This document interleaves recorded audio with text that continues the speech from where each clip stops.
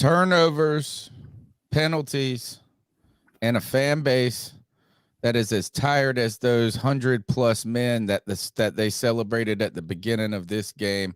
The Carolina Panthers fall at home to the Indianapolis Colts 27-13. My name is Tony Dunn. This is the C3 Panthers post-game show. The number's 252-228-5098. That's 252-228-5098. 2 pick sixes. Pop that in there. Another interception. Boy, this team is tired, but not as tired as Tony Dunn coming on this post-game show, struggling to figure out how to muster up enthusiasm for this season and the future. Cody Lashney, but fortunately I got my boys here with me to help prop me up, help me figure that out. Cody Lack in the house, waiting on Gregory to come to his house to say hello. Oh, a bunch of people in Charlotte, from Nick Montero. They need to stop showing up. Josh from Ash. Well, they won last time they came or whatever. Well, this time they didn't. I know. Cody Lack, welcome to a tired moment for Tony Dunn. I mean, look, man, this is a bad performance today, dude. And we're not going to sugarcoat it, man. I mean, a lot of problems on offense. But, dude, Bryce Young literally gave the Colts 14 points in what would have been a 1-point ball game, man. It's tough. And then, look, I know people are so tired of the Bryce CJ thing, but seeing as how today CJ Stroud threw 470 passing yards and 5 touchdowns, it's just rough, man. It's rough. A lot of Panther fans felt this was a winnable game for the Carolina Panthers, and yet we still couldn't do it, man. We still couldn't do it. It's tough sledding. There's nowhere I'd rather be than here with my boys reacting to a football game. Boys, let's do it, man. Another post game. CK, it just seems like we're not entitled to have fun on Sundays anymore. Just like we're not entitled, like Bryce Young, to have any protection up front. Dude, the protection is abysmal. And here's the thing. I am a Bryce Young defender. I'm not going to sugarcoat it. I don't care how bad your offensive line is playing. You cannot throw those interceptions. There's just no two ways about it. And let's not get it twisted. This offensive line might be the worst in the entire NFL. Like, I don't like, no matter what we want to agree on or disagree on, the offensive line and the wide receiver core. I would dare you to go and watch the film, even from the Texans game to this game, and tell me who was open and what at any point. Opposing teams have figured out one thing, and this is how you're going to make Bryce Young throw interceptions. Take away Adam Thielen. That's what they did today. Bryce Young made poor decisions, and now we're here, and all we're going to hear about is how we made the wrong choice. I am telling you right now, guys, you cannot jump to a conclusion on anybody at all, especially given how bad this team is. I was saying this before the show started. There is something with this scheme. There's got to be. There is no reason why against this secondary that we can't get wide receivers open. I don't care who you are. I don't care how bad your wide receiver core is. There is something with regard to the routes that we're running or something along those lines. These wide receivers are not getting open. Bryce Young still can't throw those interceptions. He took a sack that he didn't need to take. But at the end of the day, we're all going to point this to Bryce Young, and I will say it. I said he won the game last week. He lost the game today. Period. Simple as that. CK, I hope you're right about the scheme and the wide receivers, but it's hard for me to tell when Bryce doesn't rip it at all. Right. Every time I get like he goes back there, like we hike the ball, and I'm like, rip it. I mean, I don't know what I'm saying rip it to, because you can't see anything but the offensive line and Bryce and the defense at that from that screen. But it just doesn't feel like he's ripping it.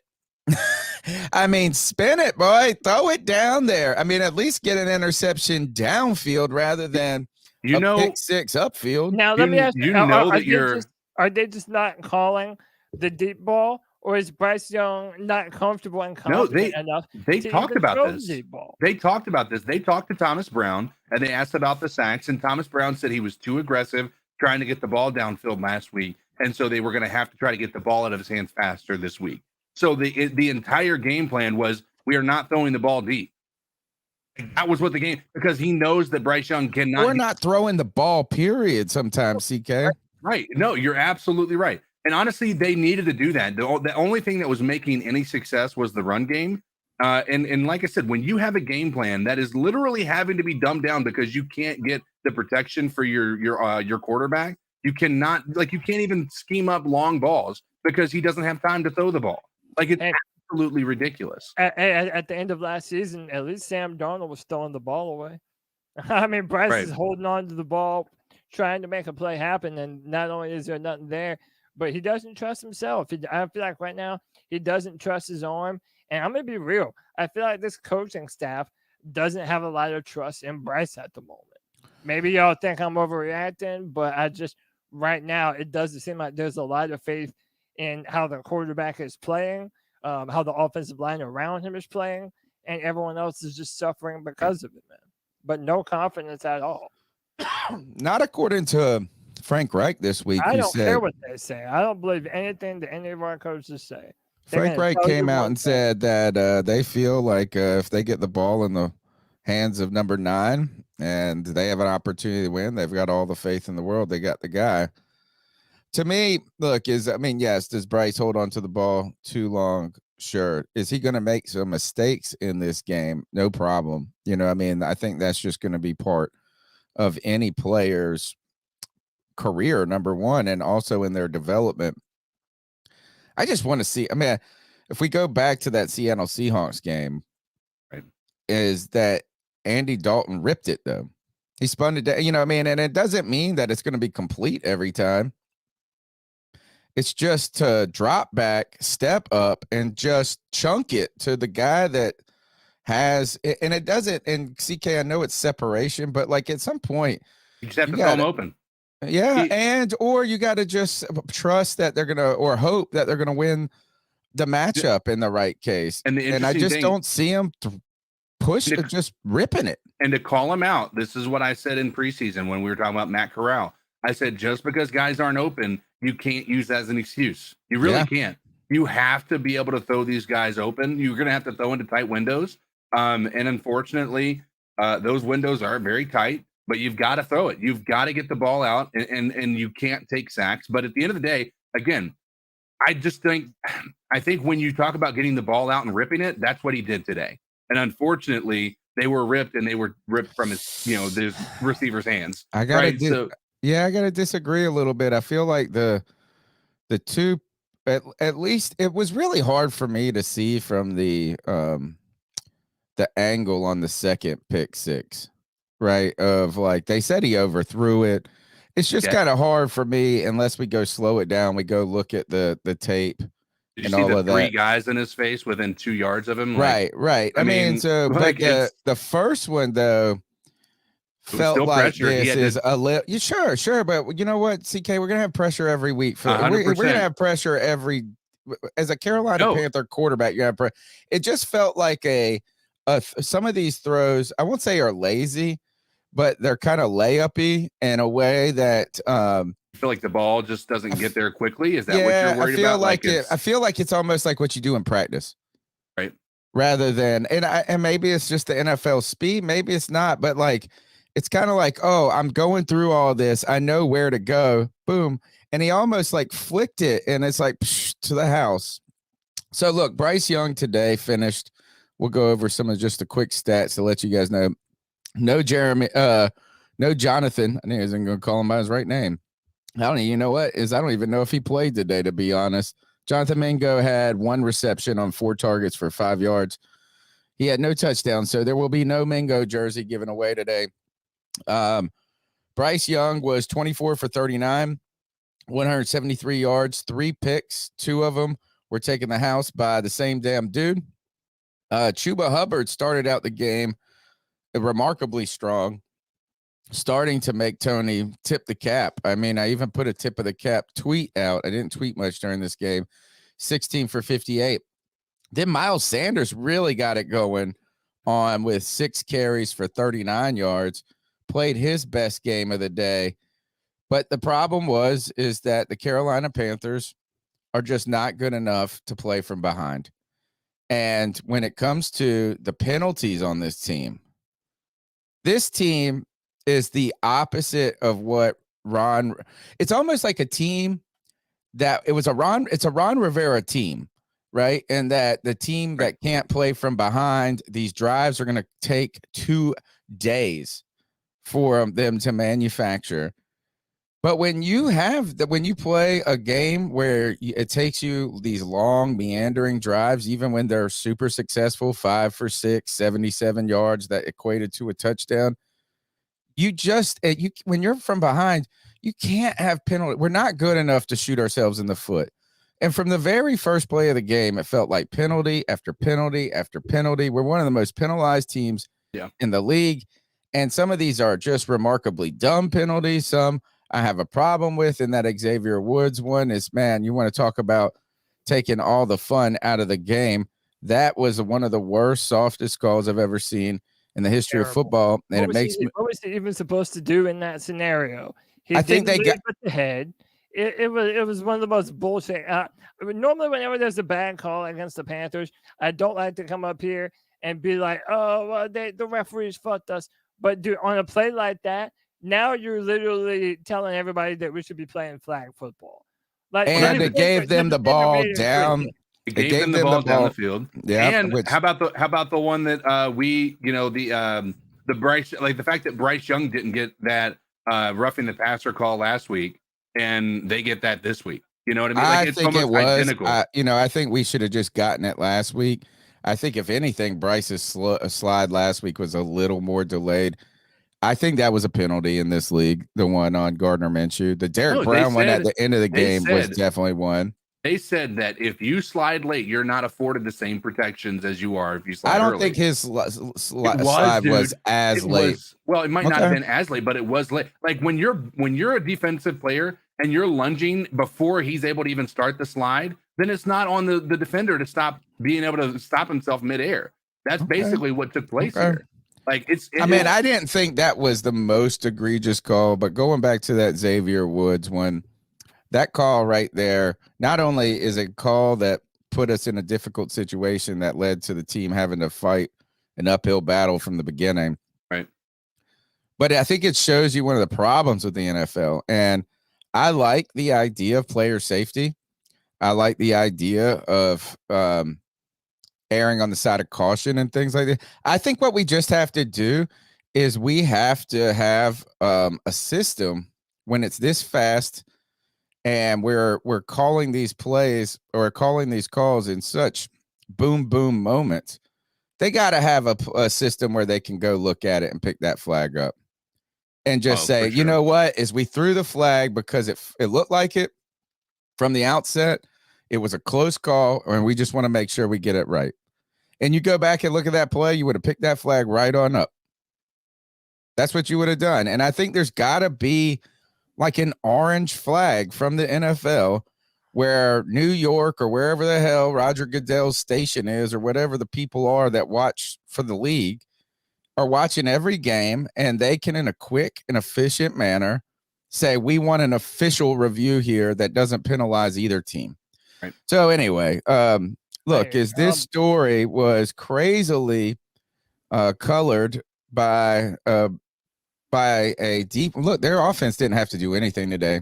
Mm-mm. The Carolina Panthers their offense scored more for the Colts than I think the Colts offense ultimately did.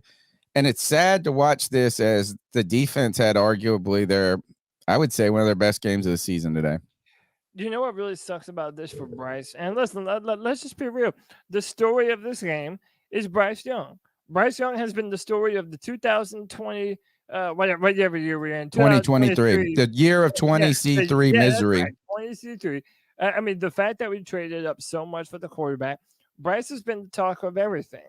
And when you have a performance today where he essentially gifted them a W on a plate, it makes you think about the future of our team, right? Like now, if you think of it this way, next year, is going to be another so-called rookie season for Bryce, because you're going to have to be dependent upon putting brand new protection around him, brand new wide receivers around him. There is high potential that we're going to be going into next year still not knowing what kind of potential we have at our quarterback. We don't want to jump off of the bridge and say, oh, he's a bust right now. I mean, in his rookie season, that's definitely too early. But performances like this are so uninspired, especially compared to other players that were drafted very close to him, that it's like, man, who knows when the Panthers are even going to be able to have a sample size of enough protection and enough separation at the receiver position to even know what we have in Bryce. Well, I think this is what Greg has been saying. Well, one of the things that Greg has said is that this wasn't the right team for Bryce Young. And, I haven't really agreed with him on that statement throughout the season as he said it, because I don't know if the other guys would have been better necessarily. I think Anthony Richardson, he's struggling. He would be hurt here too. But I do think this is where there is some kind of wisdom in that statement is it looks like it's so tough to figure out how to get this fixed. By the time it does get fixed, right, Bryce is going to be a bygone. You know what I mean? Like, can you do this in the next 2 years in a timeline that makes you even feel comfortable, moving forward in that way? So, look, we got a lot to talk about tonight. First, a big shout out to Eric with the $2 super chat. He said the intro song should be "Mad at the World." Nervosh, thank you. No, Mad World, not Mad at the World. Mad World. You heard that? Oh, it should be Mad. Well, maybe. Mad World. Okay. The intro song should be Mad World. All right. Nervosh, angel investor for the podcast. The fact that Bryce played so insanely bad and CJ had an incredible game makes this one sting. It looks like we made the wrong pick at this point. And big shout out to Wallace White. Ice up to everyone saying Bryce better than CJ.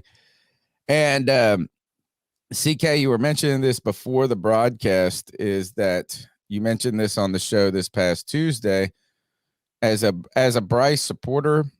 And it's kind of weird when you're a supporter that you, i.e., by de facto, have to be a defender. Right. That's how I was with Cam. You know what I'm saying? It's like right. I love Cam so much that I felt obligated to support him or to defend him, because the criticism often comes from such an extreme place, and then you get to the point where you're so busy in your mind trying to fight those forces in the world of that extreme, really unsubstantiated criticism or hyperbolic criticism, that when the real criticism that is arguably grounded and just, that you also feel an obligation to fight against that in some way. And so Bryce Young supporters see, that makes it, even the language I'm using is created as like, you got to either be you can't be a fan. You're either a Bryce sexual or you're a Bryce hater. Right. And I'm a fan of the Carolina Panthers. I'm hoping for and wishing for his success as a Carolina Panther. But, is after the last week of watching people on Twitter, well, I can't wait to see all y'all jump back on the bandwagon of Bryce Young. Don't you feel dumb? All of this crap where it's more about being right than actually either talking about football or talking about Bryce Young. And CK, you gave us an important warning in the last show about this. Yeah, I said, I told everybody coming in here hot and heavy, ready to talk about how Bryce Young was the truth and like he's so much better than CJ Stroud. I said, you guys better pump your brakes, dude. You better because there's going to be a game that he has a bad game. And CJ Stroud, that exact same week, is going to have a great game. And you're going to have to answer to those words every time. Like, we don't need this constant back. Like, I'm a defender of Bryce Young, but I'm mainly a defender of Bryce Young because I am a Carolina Panthers fan. Right. And we've gotten to a point of where it feels as though people are rooting against his successes. Right. Right. And that's how a lot of people, I actually felt like Greg was like that at the beginning. Well, he admitted to being like that. Yeah. He said, I kind of hope he doesn't just so I can prove you guys wrong. And then later that week, he backtracked a little bit and said that he didn't, mean it that way. Maybe I shouldn't have said that. I think there's a lot of people out there that have that exact same mindset that didn't want Bryce Young and just want to constantly be vindicated by their decision to say that they wanted CJ Stroud over Bryce Young. It's okay to have that opinion. Bryce Young is our quarterback. I'm not saying you just sit there and roll with it. It's a rookie year. Nobody's expected to be a Hall of Famer in their rookie year. It doesn't look great right now, but I'm really optimistic that we can build a team around him that he can be good with. This year, it's not it. Like, it's just clearly not it. That's the bottom line. I just think that so much, and maybe because I'm so invested in the X world, the Twitter world, that my whole perception of the world is colored like that. But I'm pretty sure it's like that on Facebook and probably just everywhere in some ways. It might just be a little bit more polite in some cases if you're face to face with somebody. But I just think this continues to be about I want to be right rather than discuss what happened here in Bryce. Were there protection breakdowns? Certainly. And that contributed. He was under duress the whole time. And when he has time and he can step up in a clean pocket, man, we see moments where he can get it done. Get it done. But today he had 2 critical turnovers that led to points. And on top of that, the Carolina Panthers offense early was gifted some good field position by the defense, some good stops, some good opportunities. You get I think it was Xavier Woods who on that punt where we were in, look, the offense put the team in a terrible position. They get the ball deep in their own territory, get penalties, get sacks, or backed up, have to punt the ball. Ball doesn't even barely gets to the 50, it feels like. This is like, oh, shit. This is how it crumbles. You're going to give them the ball on a short field. Defense is going to be right out there. And then, it's just like this. Here we go again. And all of a sudden, the guy muffs the punt. We get the ball back. And you're like, short field. Here we go. Yeah. Opportunity. So that every time the defense or the special teams creates an opportunity, whether it be a big run from Blackshear or a nice punt return from the other guy that I don't care to even learn his name because he's not that great. But it just like the offense can't answer the call in those moments. And my last point, I'll give you guys the mic and then we'll start taking the calls. Oh, his name is Smith Marset, by the way. I don't even care. He's not honestly, he's probably he's a better returner than Blackshear. Blackshear had a really good one this game, but he had a kick return. One's a punt return, one's a kick return. Exactly. But the other point that I wanted to make here was I think it was 20. I don't know if it was 20-10 at this point. And it just like we had the ball, we marched down with that whatever million play drive. And I just felt like I don't think we have enough time. And it was like in the middle of the third. I was like, man, we're going to need once it got to 27 points or whatever, I was like, we're going to need 7 quarters to make up this because the drives just take forever. And that's good in some ways if you're not turning the ball over and making mistakes. Yeah. So any other impressions or things that are sticking out to you? I thought the defense played well. Actually, I thought they played very well. They really were able to kind of congest the run for the first time, it felt like. Let's see. Their rushing yards were Jonathan Taylor had 47 yards. Zach Moss had 26. Now, some of that has to do with is that their offense never had to do anything. Right. Gardner Minshew was 17 for 26, 127 yards. Michael Pittman had 8 for 64. Jonathan Taylor was their second receiver with 5 for 22. I thought the defense had a really good game today.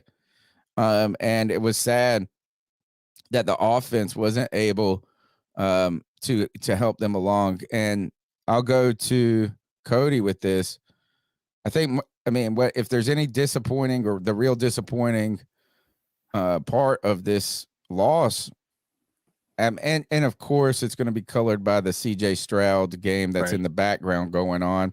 And by the way, he led them on a fourth quarter comeback. He had 5 touchdowns. He was Tank Dell, by the way, 160 yards, 2 touchdowns, or whatever it was. Better than Mingo. Yeah, Mingo was non-existent. Way better, dude. You know, but what we have consoled ourselves, really, I think from the Atlanta game on, is that Bryce Young's gotten better from week to week. And it's hard to say with the mistakes today. Like you could look, I mean, you could say receivers, you could say offensive line, you could say all of these things, and those things are true. But also Bryce didn't get it done today either. Well, and if he's looked better, it's only been marginally so. After that Houston Texans game, everybody was ranting and raving about how big of a game it was for Bryce. Bryce threw 1 touchdown against the Texans. Now, if you want to say he doesn't have the offensive firepower around him to have a breakout game, that's fine. Say that. But pretending like what Bryce did last week against Houston isn't anywhere comparable to what Will Levis did in his opener for the Tennessee Titans. Like it's a night and day difference, man. And then looking at this performance, like, look, we have to be able to openly criticize Bryce. And a few of us have already been banded the label of Bryce Young haters and this and that. Look, man, it's not that we're haters. We're being realistic about what we've seen from Bryce thus far. He's had some good moments, and there are some things that he does very well. But there's also some big-time questions about his play style that Panther fans have not had answered. We don't know if he has the requisite arm talent to be able to drive the ball to the other side of the field from the opposite hash. We don't know that yet.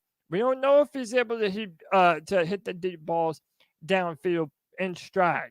We don't know that yet. We just don't know any of that, man. And all of this uncertainty, if you're a Panther fan, why should you be hopeful when everything that you have seen for the past 5 years has just been utter ineptitude at the highest level of football? It's a bad spot to be in, man. CK, can Bryce Young win in this league without weapons, without a perfect situation? Yes, but you cannot win with the most imperfect situation. Yeah. Holy shit. Why is this offensive line? Why was it so much worse today? Or actually, why was it so bad today? I don't know if I ever saw one thing be I guess the pressure came up the middle. Where was it coming from? It just felt like it was coming from everywhere. Yeah, it felt like it was just an overall failure. Like, and it's weird because what they were doing is it felt like they were rushing for a lot. They did drop, a lot of people into coverage, which kept nobody getting open. And so, but they were getting home with 4 rushers and like running through double teams. And like, I really don't know what else to say about this offensive line. Like, it's absolutely, I don't think you could say enough bad things about how they performed. I look, I've got Panthers traumatic stress disorder. Sure. This is the offensive line that I expect every year with the Carolina Panthers. And go back, and I know here I'm like always the guy that says I hate people that say check the receipts. But I want you to just go back these aren't receipts. These were warnings from Tony Dunn. He did. These were warnings that just because the line was average and improved last year doesn't mean that that's what going to be the case this year. And I think we need to, sometimes you got to continue to fortify even things that you believe are kind of strong and not immediate vulnerabilities. And the Panthers' offensive line is offensive. It's a vulnerability. And they have not worked look, does anybody want Zavala in there? No. It's like what they've done to make this thing better hasn't worked. So Tough day for Carolina Panther fans. I'm sure the Houston Texans fans are ecstatic. Oh, Bears fans are probably even more so. Hey, a few more super chats. Let's hit them up and then take us straight into the calls. White Chocolate says, I left the game at halftime. Thank God I did. Oh, did you see at the end of the game? I mean, it was like there was probably 3 minutes left. Maybe it was a 2-minute warning. I mean, and I know the game's out of hand, but they panned to that stadium, dude. It was just seats. Yeah. I mean, I would have left hey, too. Well, hardcore Panther fans, they knew what was about to happen. Kevin knew what was about to happen. Everybody knew what was happening, man. Once that snowball starts rolling downhill, it don't get better. White Chocolate with another 199 says Sam could have done this shit. I want my money back. Damn, bro. Missing Sam, our draft picks, and DJ Moore. Y'all ready to jump into these here cat calls? Yeah. Let's do it. Number is 252-228-5098. Let's roll. So what are your thoughts on catcalling? Yeah, it's pretty. You shouldn't do that to somebody. And how did that make you feel? Very uncomfortable. So how do you think catcalling makes the person feel? It feels good, like. Who's that cat sitting in the back corner with his face buried in the snow? Who's that kid that can use one?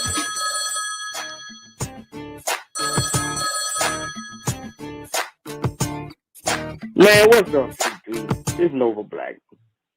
I'm watching this Colts game, and this deep into the damn season, okay? First of all, before I say anything else, I'm the most patient guy you know.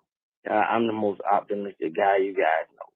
I'm going to be like, it's the first season with the new head coach, first year in the system. I'm the guy with all the, formality excuses.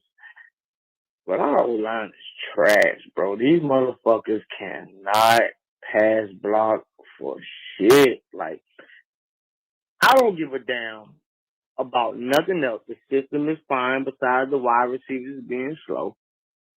Okay? It takes too long for them motherfuckers to be schemed open because none of them got the talent to just get open. Okay? Besides Steven, but his ass is still old and slow. Okay? Besides that, though, our offensive line, I don't give a damn how good the system is, how good the scheme is, how you scheme that bitch up, how you dance it up, how you dress it up. Man, you can get Hopkins and all the fancy receivers. You can be like Cleveland with all that motherfucking skill talent.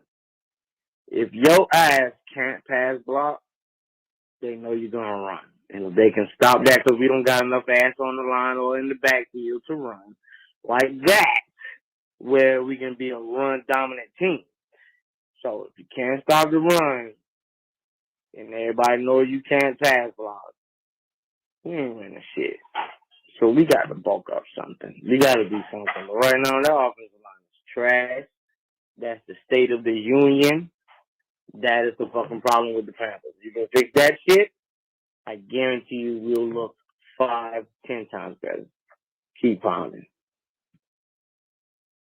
CK, I feel like you should take the first dibs at that call because there's 2 points in there that, I mean, you have been championing since not in the show, but in the pregame show or before we got started. Right. No, I agree. I think that there's, as you asked a second ago, can Bryce be successful without having a perfect situation? And unfortunately, right now, the situation is as bad as it can be as a rookie quarterback. You have no wide receivers and no run game.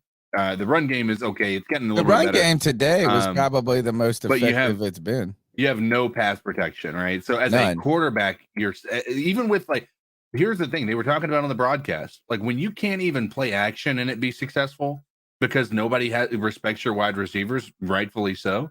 Like it's that it's a bad situation. So I agree. I think that right now we're chalk this season up, right?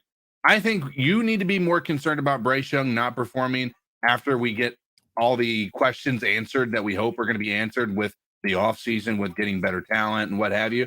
Don't expect it. I don't know that I can expect it to be that much of a change over one offseason, being that we just gave away what we gave away for him. Listen, I'm not even going to argue. Got a lot of free agent money though, and Right. we're gonna, you're gonna overpay for players. We are, and that's the only way we'll get them here is if we overpay. But if I'm gonna overpay for players, I'll overpay for linemen. That's another part of it. Is like, let's where just do you go. focus it? I'll just pay there, and I would rather look is that you don't have to have. I know these guys aren't winning like crazy. Sure. But it really doesn't matter if they're winning or not winning if the offensive line doesn't protect. Like, it just doesn't. You can't, not that you're saying this, but like, you can't say, oh, they don't respect us so that's why the offensive line is getting beat on 4-man rushes. Like, and they're just getting, it's just porous. Exactly, it's just, it doesn't matter. It doesn't, like, it's not even fixable. Right. Because it's not one thing. It's everything. If there's one thing that I think most Panthers fans after this loss today, the most painful thing is that we didn't trade away people. I think that's more painful than the loss now. Like, the loss made that much more apparent that not trading people away was a negative impact at this point in time. Like, we didn't trade people away, presumably because, hey, there's hope. We had a win. If we didn't win that game against the Texans, I think that it would have been a fire sale. Well, wasn't the trade deadline right before the Texans game, or was it right after? No, it was after. It was this week. Hey, boys, I'll be right back. I'm going to say hello to the Bat Daddy. Okay. Yeah, people asking where Greg's at. He's actually at CK's house right now. I mean, at Greg's house, Cody's house, wherever the hell he is. Because a lot of these guys went to the game today. You know what? Shout out to Nick Montero for offering me a ticket. He said he gave me first dibs. He's thinking about wanting to hang out with me, or us, and, family member, C3 family member. And I was really thinking about doing it. My wife went to a concert last night on Friday night, and I was like, I've been working hard. I've been doing some extra jobs. And I was like, I might go down there. This is going to be a low budget way to get to a Panthers game, free ticket, blah, blah, blah. And I was like, man, I don't want to take Monday off. It's a 4:00 game. I'm not going to be able to come back. Then I was like, I can't ever save money if I just, even when I get a little bit saved, that I just go and spend it because I was doing good for 2 days. So I was like, thank you, Nick. But, good gosh, imagine having to make that. I would have made the drive home tonight. I would have said, screw this. If Kev left at halftime, I would have been like, I'm going home. There's a conversation going in the chat. Somebody brought up the name that will not be ever named on the show again.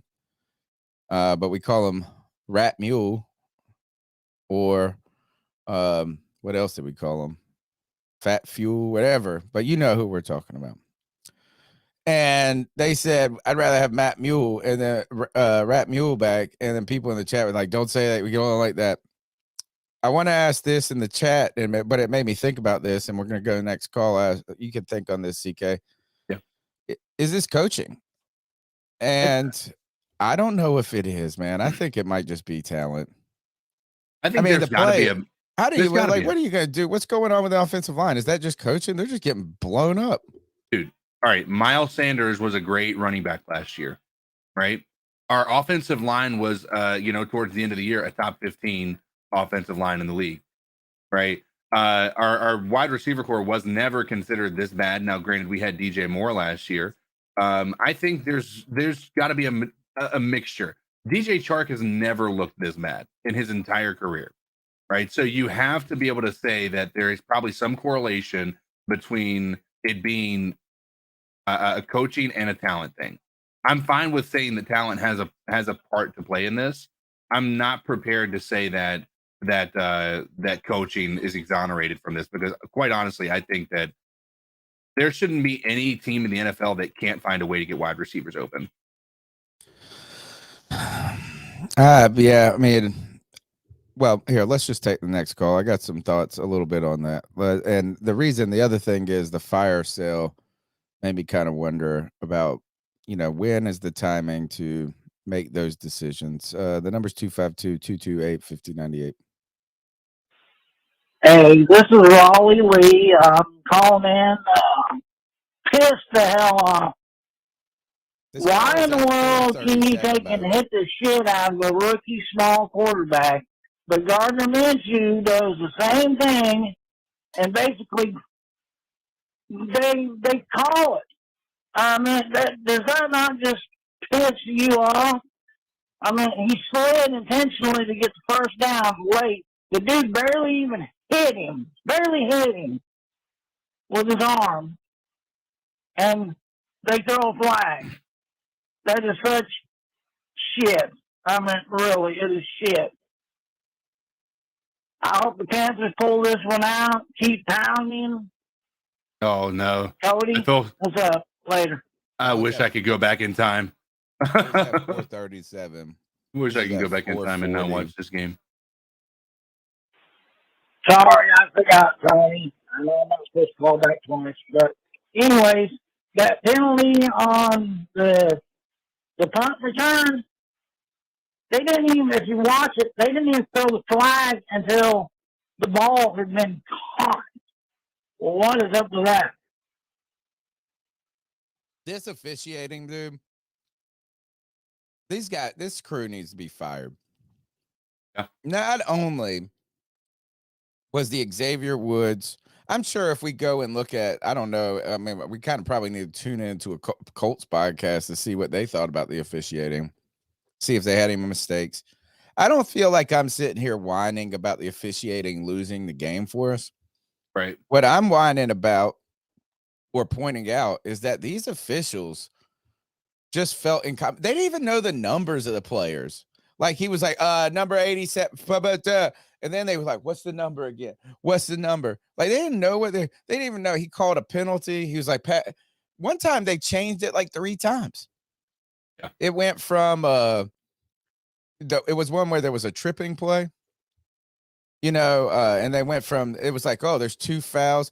Like, come on, man. Like, and I'm not mad that they're calling penalties. They just didn't even feel like they knew what they were doing. I think the problem is like you bring that up, all people are going to talk about is that, we've already had somebody say one bad call isn't our biggest problem here. The problem is not necessarily today, right? The problem's going to be when we actually are on a game-winning drive and we don't get that call, right? Or we get a call and it gives somebody else the game. It wasn't the difference maker in today's game.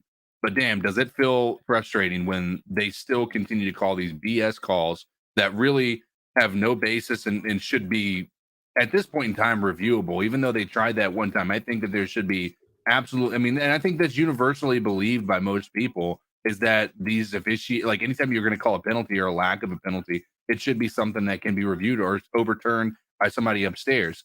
Like here's my issue with this. I think that we have enough technology now where people can see pretty quickly whether there was a penalty or there wasn't a penalty. And the idea that you can't have that done quickly enough to be able to actually overturn these things is unbelievably damaging, I think. They talk about bam bam. That's what there's a bam bam play. I get why the back officiating, the back judge thought that was a foul against Xavier Woods, but at some point you've got to realize, like, if there was, you can look up on the jumbotron and see it. There shouldn't be a scenario where this is where a call, like a bad call, is an impact to the actual outcome of the game. The NFL here, should be invested in having the best product, and the best product is the fairest product, the product that gives the outcome that is. And you know what it is, CK, is that might interfere with 1 30-second commercial break. Well, that's the thing. All of those accumulated throughout the game might take away one commercial from one game, which to them is losing revenue. Carl Van says worst teams get the worst officials. Well, I think that's pretty clear I could see that being the truth. Crazy story here with Carl Van, CK. You ever see these memes where they just they pull up a meme and it's funny or this and that, and you ever think about who those people are in the meme? Well, Carl Van put up a meme on his page, and it was Actually, you know what? I'm gonna play this call. I'm gonna pull it up. I want to show you guys. Let's go to Chase and Anderson. This is an awesome story. It made my week. What's up, guys? It's Chase from Anderson. It's halftime. The game's already over. Remember the off season and then training camp, how we was all sold that this was the best coaching staff ever assembled. I believed it. All-star coaches. I think all of us as fans are victims of fraud. Absolutely victims of fraud.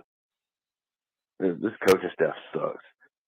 Frank Wright's a wet noodle. The offensive line sucks. The offensive scheme sucks. The wide receiver sucks. The quarterback sucks. Remember how we said Jero or Ho or whatever the fuck his name is, the defensive coordinator, how great he was. We might only have him as coach 1 or 2 years. Yeah, that's a fraud too, because this defense sucks. The defensive line sucks. The linebacker sucks. The secondary sucks. Everything about this I thing didn't sucks. even feel that way today. And it sucks. It sucks. Thanks, Chase from Anderson. And you know what is I gotta start. You know, it just makes for boring radio though, to just be measured. You know, and to not get excited. But anytime anybody tells us someone's gonna be great, it's probably safer to bet the other way. Right. And that's why there are so many naysayers in the world. It's the odds are on your favor in the negative than they are in the positive. D Coleman 95, thank you so much for the support. 499 super chat. Bryce is Alex Smith 2.0, number 1 pick, drafted, terrible team. If he does succeed, it will take years. It is what it is. I've called him a short Alex Smith before. It took Alex Smith a long time to get into a place of success. Yeah. And that's a difficult thing. Now, also, don't forget you can support the show by smashing the thumbs up button, by subscribing. We're on iTunes, TuneIn, Spotify, wherever you get your podcasts. A lot of things come, you know, I mean, we'd love for you to hang out with us. We're here Tuesday night, 9 p.m. live. You can call into the show, 252-228-5098. We'll take your call now. And then also you can call in before Tuesday, and we play calls on Tuesday. Another way that you can be a supporter of the show is to consider being a C3 super fan for just $1.99 a month, a very small donation.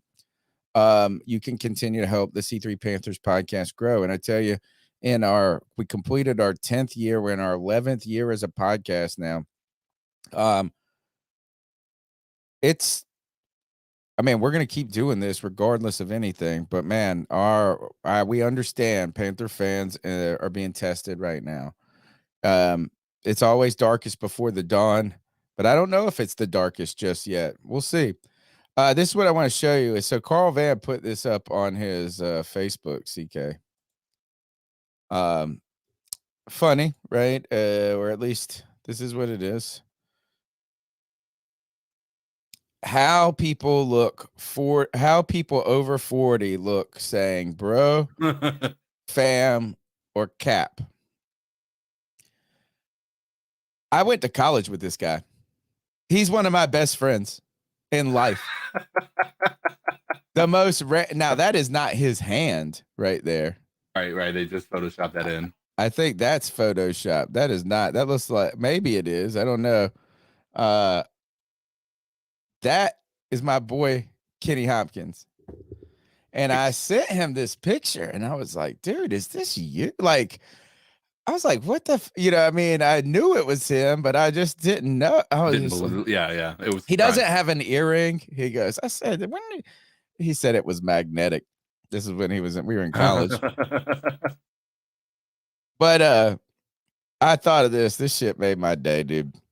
I sent it to him. And it was just funny because you see these things on the internet and they're just funny and blah, blah, blah. And there are real people out there. There are real people out there. Let's go. There are. Let's go to the next call. And are you kidding me, bro? Seriously, bro. This is our quarterback of the future right now. Oh my God. This guy is fucking horrible. Whose fault is it this week? Who didn't do their job this week? Is this Al? Besides Bryce. Sounds like Al. Come on, man. Stop with the fucking excuses. The man sucks, bro. How do we balance that conversation, CK? The problem is there is no, like, everybody's drawn that line in the sand. There is no balancing it anymore, right? Like, well, how do we nobody balance it right now for ourselves? Like, how do we balance? Do we just say this is that Bryce?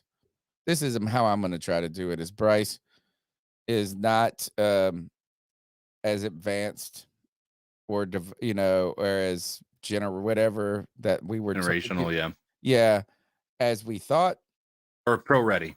How about Yeah, that? He's not as pro ready as well. The hope was that he would be able to elevate a team to be successful in this league. He's not been able to do that. He hasn't proven himself to be able to do that. And so here we are, right? We're at a point where we are divided as a fan base. And I think it's fair to say that, right? I think the argument that I agree with most is we were not a team that was ready to compete like we thought we were. We were not the team that was ready to, like, we shouldn't have been in the position to go up and get a quarterback at all. There was no justification for it based on what we've seen up to this point. I still don't think we should be this bad. I even agree. with the players that are on this team. Well, the problem and that lends to your coaching discussion. I think that's it needs to be a bigger focus on this. I'm not saying take blame off of Bryce Young. Again, I'm going to be the first to come out here and say it. I said last week that he won the game, and those who are just joining, I said it at the very beginning of the show. I think Bryce Young lost this game for us. I think there are contributing factors that helped him lose this game, but I am going to be fair and say that I think Bryce Young was the reason we lost. I said that a couple of weeks ago as well, when he had that fumble in the fourth quarter when we were trying to do a game-winning drive. And so I think it's fair to say those things. But man, it is next to impossible not to look at this coaching staff and say, where are you failing? Right? There shouldn't be any, like, even Sam Darnold's rookie year wasn't this bad. I don't know. I have to go. I don't know. It wasn't until today that I felt like Bryce had played exceptionally bad. And you know what? To be honest, I don't even know if I could say he played exceptionally bad today. He had some exceptionally bad plays. Right. As in this. But then there were other moments where it was like, gosh, who the hell can do well in this scenario? And look, is that the deepest ball we've thrown has been to Hayden Hurst. I think all season. I think that one play to Hayden Hurst at one moment today was that was probably the biggest play I know of Hayden Hurst's season. And I think of almost any pass all season long. On top of that, see, I do think where Cody is on to something here is that we haven't seen it's not what we've seen sometimes, it's what we haven't seen. Sure. And we saw, I don't think it's not like he's lazy, as in he doesn't know to throw it hard, but that pick where he tried to get it over to Hayden Hurst, right? It kind of looks like it's like you're trying to finesse things more all the time. Isn't that exactly what big football? Yeah, I mean, I could see where that would be true, but I also think that one of the things that I will say that when you don't have the weapons getting open as often as you would like, I think you're going to have to try to thread the needle. Unfortunately, today the thread in the needle just wasn't it. And with that second pick six, that was the looked like he was trying to get it a check down there that was overthrown. Like I said, pressure right in his face. Sure, and here's the thing: let's be fair about this too. I'm not saying fair in Bryce Young's favor, but fair against Bryce Young. We don't know how much of this is hype.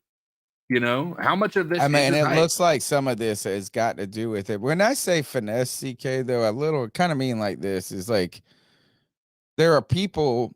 And I think I might be kind of this person too in the world a little bit. Is like if we're gonna play, say we're in the office at work, and we've just got we're nothing to do, and we got a waste basket around, and we're gonna start shooting like balled up paper into it, and it starts out as you and I going one for one, miss this, but then it feels like there's always gonna be one dude in the room who's like, I'm not going to just try to get it in the wastebasket.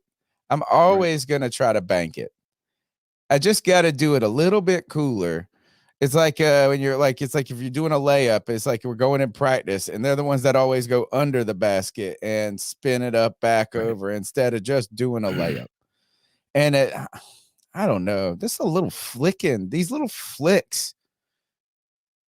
And maybe it's like, gosh, you're in the NFL, dude. This shit don't work. This is big boy stuff. And he is little. I mean, listen, in that one, like, again, pressure is in your face. Yeah. They were talking. I watched the QB school guy on YouTube a lot. And, he does a pretty fair assessment. He talks about the bad stuff, but he talks about the good stuff. And he talks about, he gives everybody a pretty fair criticism across the board. And one of the plays that they highlighted, I think it was it might have been a Chuba pass on that fourth quarter drive, the game-winning drive, where he had to basically jump and get the ball where he wanted it to go. He had to do like a little jump pass. And that was like, it was something that they were praising. It was really cool at that point in time. But now when you're looking at that pressure in your face and you can't see where you're throwing the ball and all that, I think both of those pick sixes are a result of him not being able to see very well, in my opinion. I think that he had to jump to try to get the pressure was in his face to try to get that check down. The other one was that pass on the right side. It might have been another check down to somebody else. It was. But he was trying to throw it around a defender that was in his face. So you're right. He might not have even seen that dude there. Oh, I can guarantee you he didn't see him. So I mean, I think there's fair criticism and questions to be able to ask about whether or not he was making poor decisions based on the fact he didn't see defenders or he couldn't see his receivers. All right, let's roll through with the calls. The people at the fans, the callers at the gates are storming the gates. Hey, what's up, Panther Nation? This is the real AP. I thought we was gonna make a comeback. Just got another pick six. The call shortly thereafter. I think he needs to be benched. Let Dalton go. Let him watch and learn. That's all I got to say. Peace out. All right, keep going. Hey, C3. I'm just really want to hear this episode because I want to hear the people calling in with excuses for fucking Bryce Young when he obviously looks like a piece of fucking shit quarterback pick. Bro, if we don't fucking trade him for fucking, if we don't do him like fucking Josh Rosen, bro, we're going to be set back for another 3 or 4 fucking years, bro. This man's fucking trash, bro. He's not fucking good. He fucking looks horrible. This is bullshit, bro. I'm really mad. This is bullshit, bro. That fucking sucks, bro. All right, tell us how you really feel. People and calling for Bryce Young to be benched. And, dude, we're 8 games or 7 games really into his entire career as an NFL player. Like, pump the brakes a little bit. Like, saying he's effing garbage and all that. Like, that's just complete and utter garbage when you look at the entirety of the situation. Like, I respect everybody's opinion to have their own say in what they think is right and what's wrong. But I mean, looking at this as a situation, like, you cannot use this as he's garbage because of the first, when we're talking about the situation that's been dealt in this scenario here. I can't get behind that type of rhetoric. I love why Big Jordan said, "Can Kenny Hopkins separate from a quarter? Let's give him a chance." Let's go to the next call. That's my guy I went to college with. Love him. Big Hop. What's up? It's Christian from Arizona. I just have one question with a follow-up question because I predicted we would regret taking Bryce. I didn't think it would be this short of a time, but I predicted within 2 years we would regret it. Ever liked this kid? Never thought he was special. You can't take a kid who just has some flashes in college, who plays for a juggernaut with a top recruiting class every year, 5'10", less than 200 pounds, doesn't even throw at the combine. You can't take him and think that he's going to relate to an NFL QB. I don't care how fast he fucking processes. He can process like a goddamn fucking computer for all I give a shit. If he doesn't have any elite physical traits to get the ball where it needs to go, it's not going to happen. So here's my question.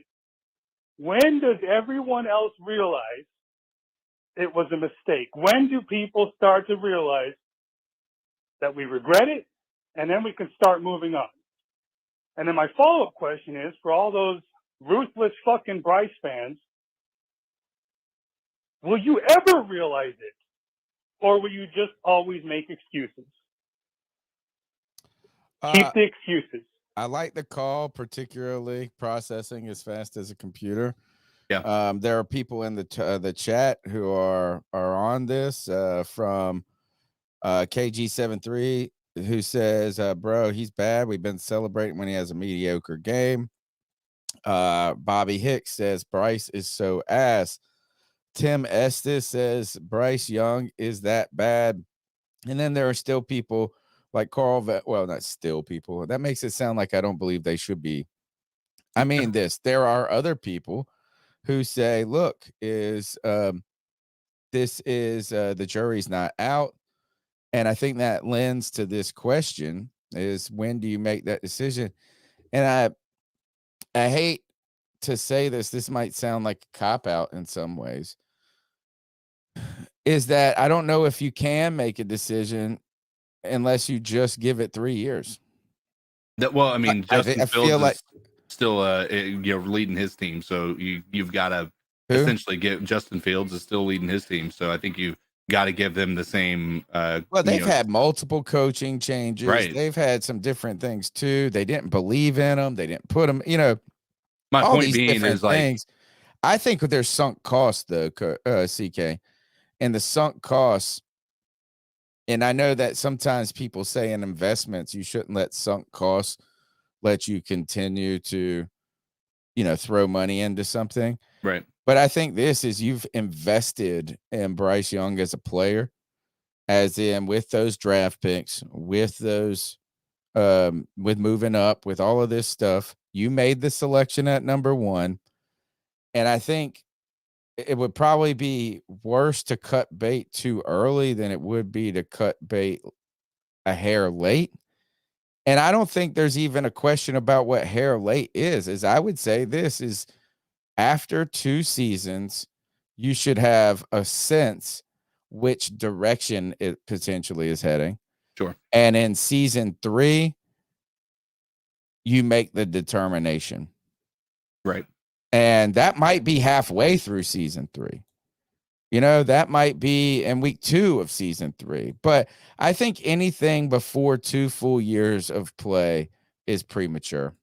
And even if you're right that he is bad, I think you have to, you signed up for it. Yeah. You signed up for it, and you owe it to your own decision, your own self, to invest in it. Imagine it's kind of similar to imagine if you opened a business, you put a good amount of collateral up front, and you realize that you maybe weren't as prepared to run that business or succeed. You know what I'm saying? There's some other things going on. Sure. But wouldn't the worst thing to be doing is you also have to remember why you did it, believe in yourself. And to just close the doors after day 1 of not making a profit seems like you are also just throwing the investment away. Well, I mean, that's putting, that's like basically saying a Band-Aid's going to fix it, right? It's not the case. You put anybody in this situation, they're going to struggle. Now, are they going to struggle as much? It's hard to say, right? You can't, it's hard to predict what would have happened if one thing went another way, right? At the end of the day, you owe it to yourself to be able to put this team together in a way that's supposed to be, a good team, and see, what you have in Bryce Young right now. Yeah, you made the pick, and I think, he hasn't, and this is to everybody's credit, right? The people that are against Bryce Young, he hasn't been a difference maker, right? He hasn't been the guy who is coming in here and elevating talent, right? I do think that you need to have talent around him for him to be able to be successful. He's going to be completely unsuccessful if you put no talent around him, and on top of that, you don't have an offensive line to protect him. right? That's just going to be the case. There's clearly at this point in time, we have a tremendous amount of evidence to show that this is not going to be a successful quarterback with not having people around him. Imagine the idea of having a pure pocket passer, which we've hoped for so many Panther fans have wanted for so long. But then to forget that a pure pocket passer needs a pocket, and his ability to play the game is going to be off of having other player getting the ball to other players who are playmakers. So to not have a pocket and not have playmakers and believe that person is going to succeed is kind of ridiculous. Then add in that he's an undersized rookie. Then add in that the team has got a new coaching staff and that they stink. This is why we fucking love Cam. This is why we loved Cam so much, is because Cam could take chicken salad and he could take chicken salad and make a chicken salad sandwich. He could take chicken shit and make chicken salad. Cam was the playmaker. He was the playmaker. Shout out to Mr. Strats, $5. He says, thank you for your support of the C3 Panthers podcast. He says, Bryce's confidence level is freshman high school level. He isn't motivating anyone. Truthfully, he isn't a dog. He's a puppy. Maybe one day he'll grow up. Yeah, I mean, right now there could be, it's hard to say otherwise, right? It's hard to say, oh, he is a dog. I thought today his demeanor after the interceptions was good, though. I thought he didn't look defeated. And I did think after the first, I thought there was a moment where it was like, oh, shit, the defense went out and made a stand. We are 10 points behind, but we can fucking get this back. Like we can maybe start to get in this game. And every time you get that opportunity, the laundry comes out on the field and there's just penalty after penalty. Mm-hmm. Thank you, Mr. Elevation, for your $5 support. I'm starting to feel Bryce is not a playmaker at QB. He's a manager. CJ is a playmaker. And man, when you go number one, it's so much pressure on these guys. It's the pressure. And like you said, I'll concede the argument that maybe we shouldn't have traded up. Like that at this point in time looks like it is a bad decision to have made that move to move up, right? I think it's easy to say that, and I don't think that there's anybody who can argue that at this point in time. I think if you move up for a number one and you give away what you gave away with Bryce Young, you want a guy who's elevating. You want a guy who's coming in here and he's able to make these players like Mingo who aren't able to necessarily look like they're world beaters with an average quarterback. You want him to come in here and make that dude look like he's an elite level receiver. And Bryce Young hasn't done that. Next call. Podcast brothers, how y'all doing? Man. Damn it, we lost against the fucking Colts, man. Yo, Bryce threw 3 interceptions, man. I'm like, what the fuck, man? And these people, offensive line is fucking horrible, man. The O-line did not hold up at all this whole entire fucking game, man. I mean, it was fucking horrible, man. And half these damn people getting sacks I never even fucking heard of before, man. Like the dude that caught the 2 pick sixes or whatever. I never heard of that dude. That linebacker, Bryce's last interception. Never heard of this fucking dude, man. And the Colts, to me, are not a better team than the damn fucking Panthers. I don't give a fuck what the hell the commentators are saying. They're not. And we basically held Jonathan Taylor. I believe he scored on that screen pass or whatever. But besides that, the running game for the Colts wasn't all that damn good. And we got like 1 sack the whole entire game. What the fuck is up with our damn defense? Like I told you, our damn defensive coordinator, Evero, whatever, I call him Double E. I do not like this 3-4 fucking defense. I'm a 4-3 fan my damn self, man. But, well, it's going to be a quick week, fellas. It's off to Chicago come Thursday. And we're going to see what's up. I think we can beat fucking Chicago. I really do. But we shot ourselves in the foot with too many fucking false starts and doing all this daggone shit. I just do not fucking get it. I don't. Give me your thoughts on that, y'all. Keep pounding. What do you say to this, CK? What do you say to Kyle L? God damn, I hate this channel. Take the phone calls. I don't even know what to say to this motherfucker. I mean, yeah, I don't know. Thanks for watching, dick. Like, I mean, I don't know what, like, go. Podcast brothers, how y'all doing? Man, I don't even know what to say. Some stupid ass. hey guys, I was just letting you know I was watching the game here, and 2 pick sixes by Bryce Young, plus the other interception. It's when is it time to like bench Bryce and put in Andy Dalton? Guys, let me know your thoughts. Thank you. I can't even see. Keep pounding. We're getting pounded. Have a good evening. I'll be happy to answer this. Is there a real benefit to that, though? Yes, I mean, there is. You think and so? I'll tell you what it is. Number one, you'll be able to see an honest review on whether it's Bryce or whether it's not. Some of the other talent. Right. You're going to be able to see if it's Bryce or if it's not. If it is Bryce, if Andy Dalton's able to come in and he's able to make this team look like somewhat competent, then you have your answer at that point in time. But secondly, is if it's not, if it's still the same issues with Andy Dalton, well, at least you're protecting Bryce from getting injured, right? Because this year is no reason for him to continue to play. That's like the only worst thing that could happen right now is that he deteriorates and gets injured. And unless that helps you make your decision. I mean, and that's the thing is at this point in time, I don't really see a downside to benching Bryce outside of the optics of it, right?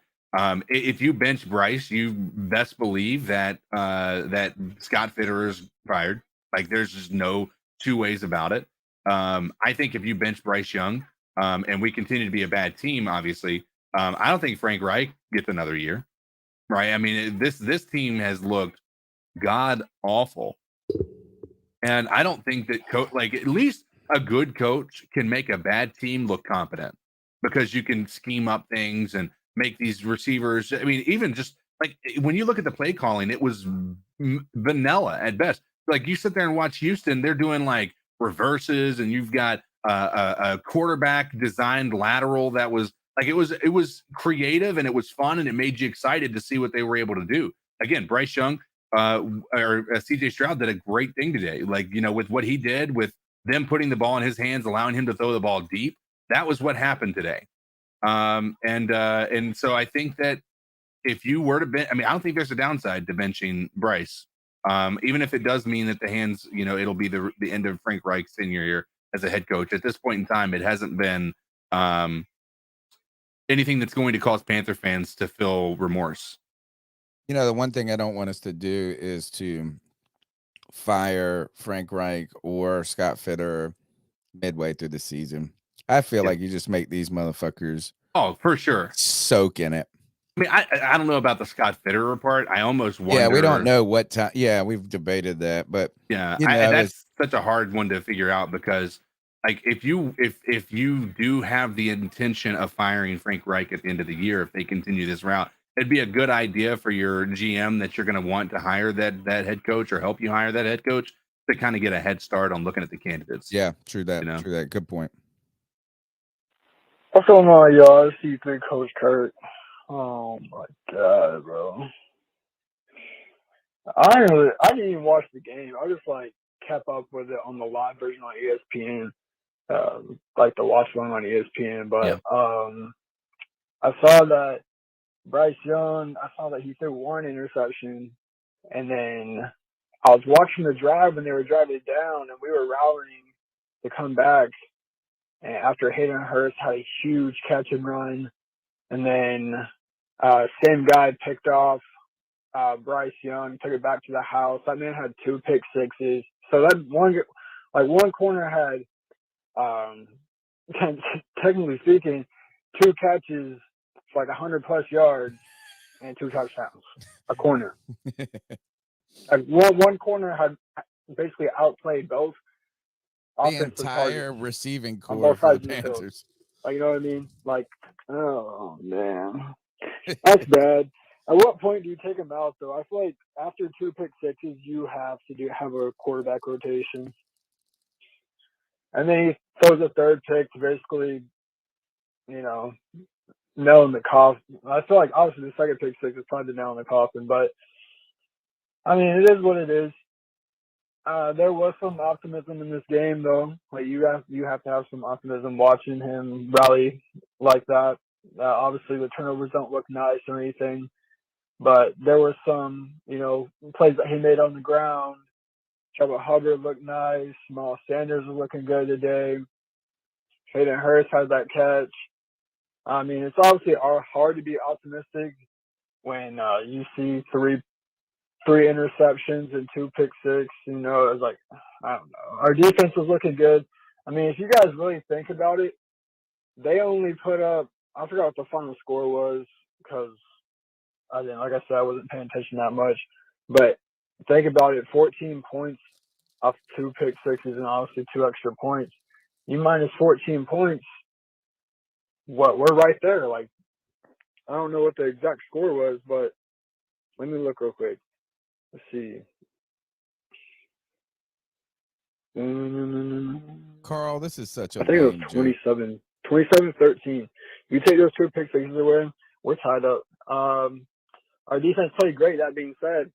But, I mean, obviously, 13-13 looks nice when you take those away. I think there's just major mistakes. I didn't see the first one. I don't know if it was a wide receiver fault.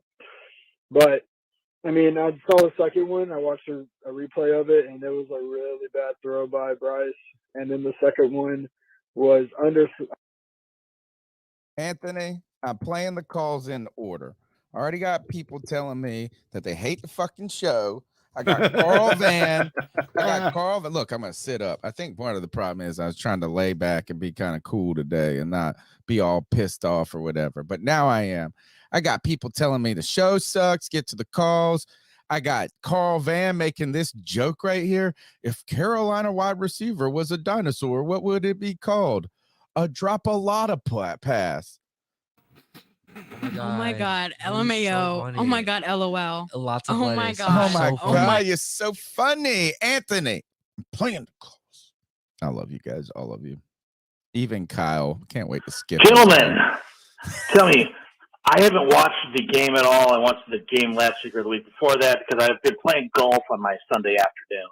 Oh, I don't blame I you. watch the Panthers. I know it's a terrible don't thing, blame but you at all. I have given up on them. So tell me, as you guys watch the game, tell me, what is something encouraging that gives you optimism for the long term? And what is one thing that is discouraging that makes you think this dumpster fire is going to be raging for years to come? Keep up the good work, and hopefully I can go back to watching the Panthers soon, but let's face it, they suck. They're no fun to watch anymore. I'm giving up on them. Hopefully things... Thanks for the call. You know what? We'll probably have to talk about that for the next 8 months. Yeah. Is where do you find optimism? There is none right now. And it's going to be difficult. Is that, the question is, when have we touched the bottom of the pool? And I don't know. We thought we had with Matt Rule, but right now, very well could be completely into a new coaching search at the end of the season. I don't know, CK, if I'm completely out on Frank Reich, because to me, is like a competent coach. I think the lack of discipline. I mean, I don't know where this is of how undisciplined this team is with all of these penalties and how just the penalties are driving me nuts, dude. Because here's the thing is we know that this team. Oh, and I'm sorry, Kyle, for talking on the podcast. We know this team isn't good enough to, like, you're not better than your competition most of the time. Right. You're just not. I mean, man to man, talent to talent, everything, tool for tool. Your car is not as fast as their car. And we saw that from the beginning of the season when the Carolina Panthers weren't favored in a single game. Right? I mean, and I don't think they're favored in a single game going forward, probably at this point. So you can't win a fight when you're like that, when you're the slower car and make mistakes. You just can't, and we saw that today in so many levels, but I think the pick sixes are the most extreme level of those mistakes. Is that you already have trouble winning games when you hold the team to 13 points. Right. How are you ever going to be able to win a game? We're not built to win that way. We're just not built. And to be honest, I don't know if, and maybe if you get some really explosive playmakers, this will be different. I don't know, but every moment where we have seen Bryce Young be the best Bryce Young are on these really long drives. And that's cool, man. I'm like, 8 for 9, 5 for 6, but you know what I'm saying? Right. But like they take the entire quarter.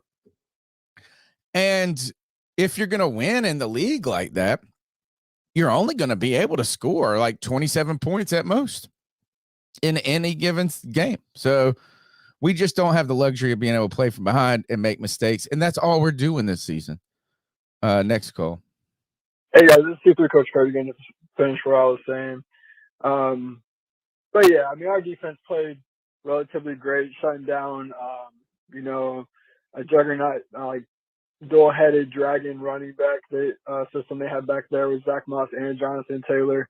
That offense really wasn't getting anything going. Obviously, them losing Josh Downs was big for us. Unfortunately, I don't like anybody getting hurt, but I mean, that does help us. Michael Pittman's stat line is a bit padded. They had little, I think 2-yard passes to him. So he had 8 catches or something like that, but only for 60 something yards, so don't take Michael Pittman having, 8 for 8 or whatever it was, as if he had a good game. Our defense really locked their offense down. That being said, it's just, this is a turnover game, whoever gets the most turnovers and actually capitalizes off of them wins games. Our defense played great, but their defense played better. And unfortunately, we didn't have anybody to run down the guy when he was going for 2 tutties on pick sixes. All right, thanks, Coach Kurt. We've had, just because we've got to keep going through with the calls, let's go to D from Sanford.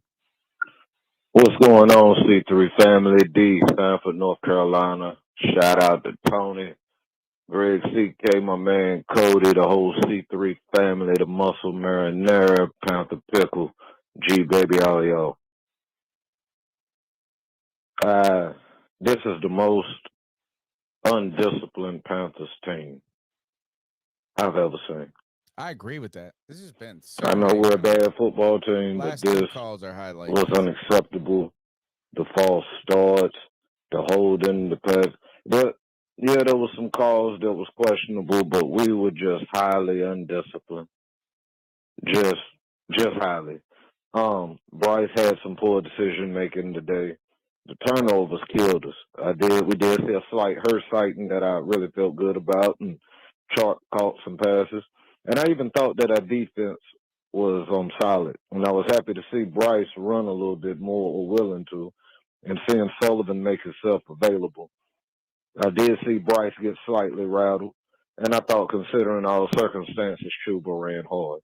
I feel like Blackshear should be our primary returner on punts and kickoff returns. He seems to be the spark and the energy. We can't play from behind, people. We're not good enough to play from behind. And obviously right now we're not good enough to get ahead early. We'll be looking forward to next week to see what we can do. Could care less about Frank's press conference. Could care less to hear what Bryce got to say, really, at this point. For all the Bryce fans that got really happy last week, you got to let those Stroud fans talk today, because y'all gave it to them last week. So you're going to have to eat it this week, because this was an anemic performance from our quarterback. Our O-line, once again, was invisible. I really thought that our defense really came to play. But when you're not getting off the field, the offense gets off the field quickly, and you don't get off the field, and you're not getting off the field on third down because you're tired. It's just a recipe. We gave up 20 points in the second quarter. If you take those 2 pick sixes away, we were in that game. It was a winnable game. I don't give up on my team. I was more disappointed that everybody in the South but the Saints lost. I thought we could have had a chance just to inch up a little bit further. That's what. Yeah, that upset me too. This is the hand that's dealt to us, people, and this is what we got to run with. Keep pounding. I love every single one of y'all. Let's try to get them next week. I love my team. Disappointed. Need to sleep it off. Keep pounding. What hurt me on this one, fellas? Keep pounding, dude. What really hurt me on this one, guys, is that I felt like, or I was hoping, not felt. I was hoping after last week that kind of the funk of not being able to win could have been shrugged off a little bit. You know, it's just like, man, we got to win.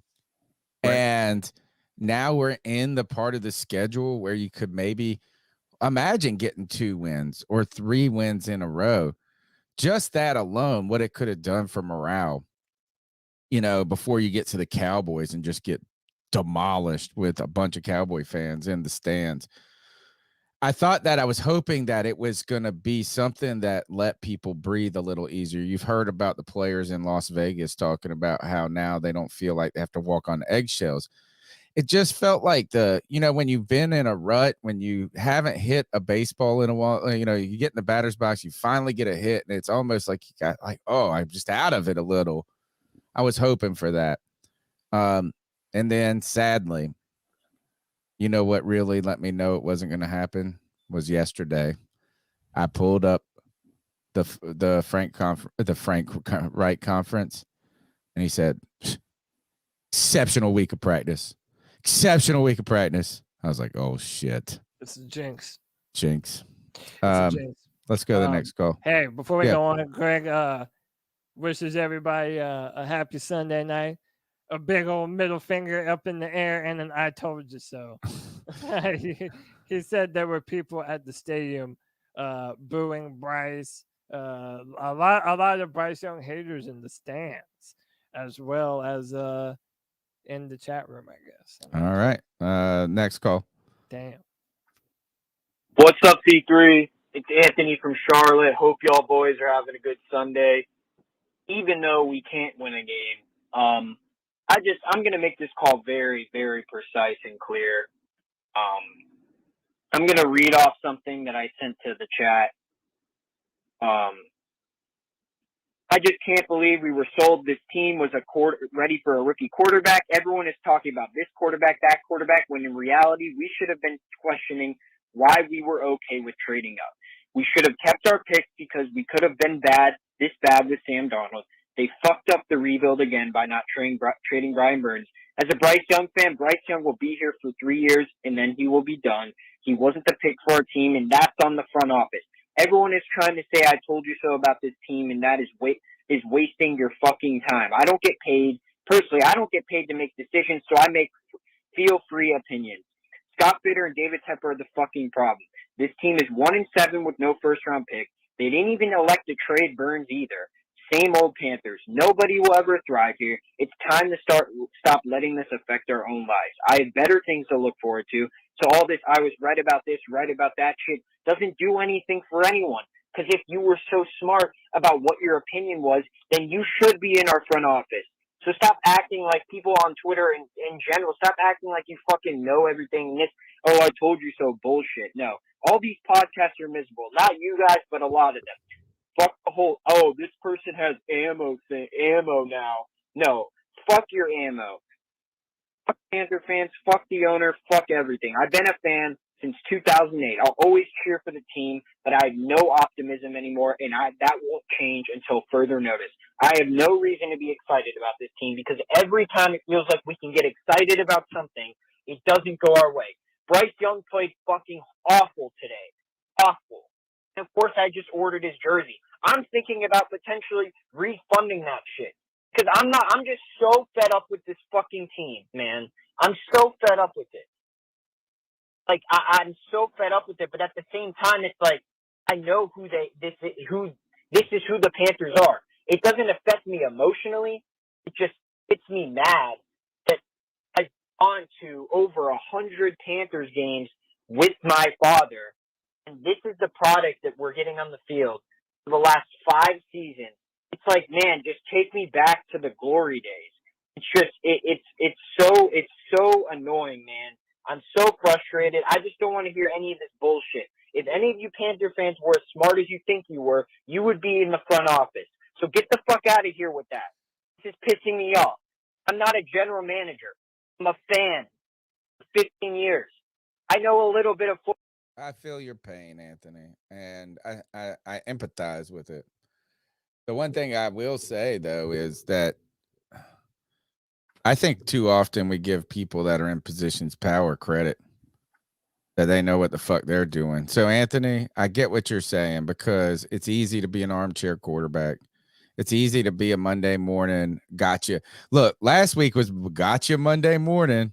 How about this? Should we go back to every gotcha Monday morning from last week and go get them tomorrow morning? No, what I would say is, Anthony, is that maybe those people that are making decisions aren't as smart as we think they are sometimes. Let's go. I mean, here, I could have coached this team to this record, probably. I mean, yeah, you probably could have. It's just funny. I could have assembled this team I gotta keep it real though. It is funny because Anthony, whenever, listen, for example, after last week, bro, Anthony was feeling good about Bryce, man. He was, asking people, where you at?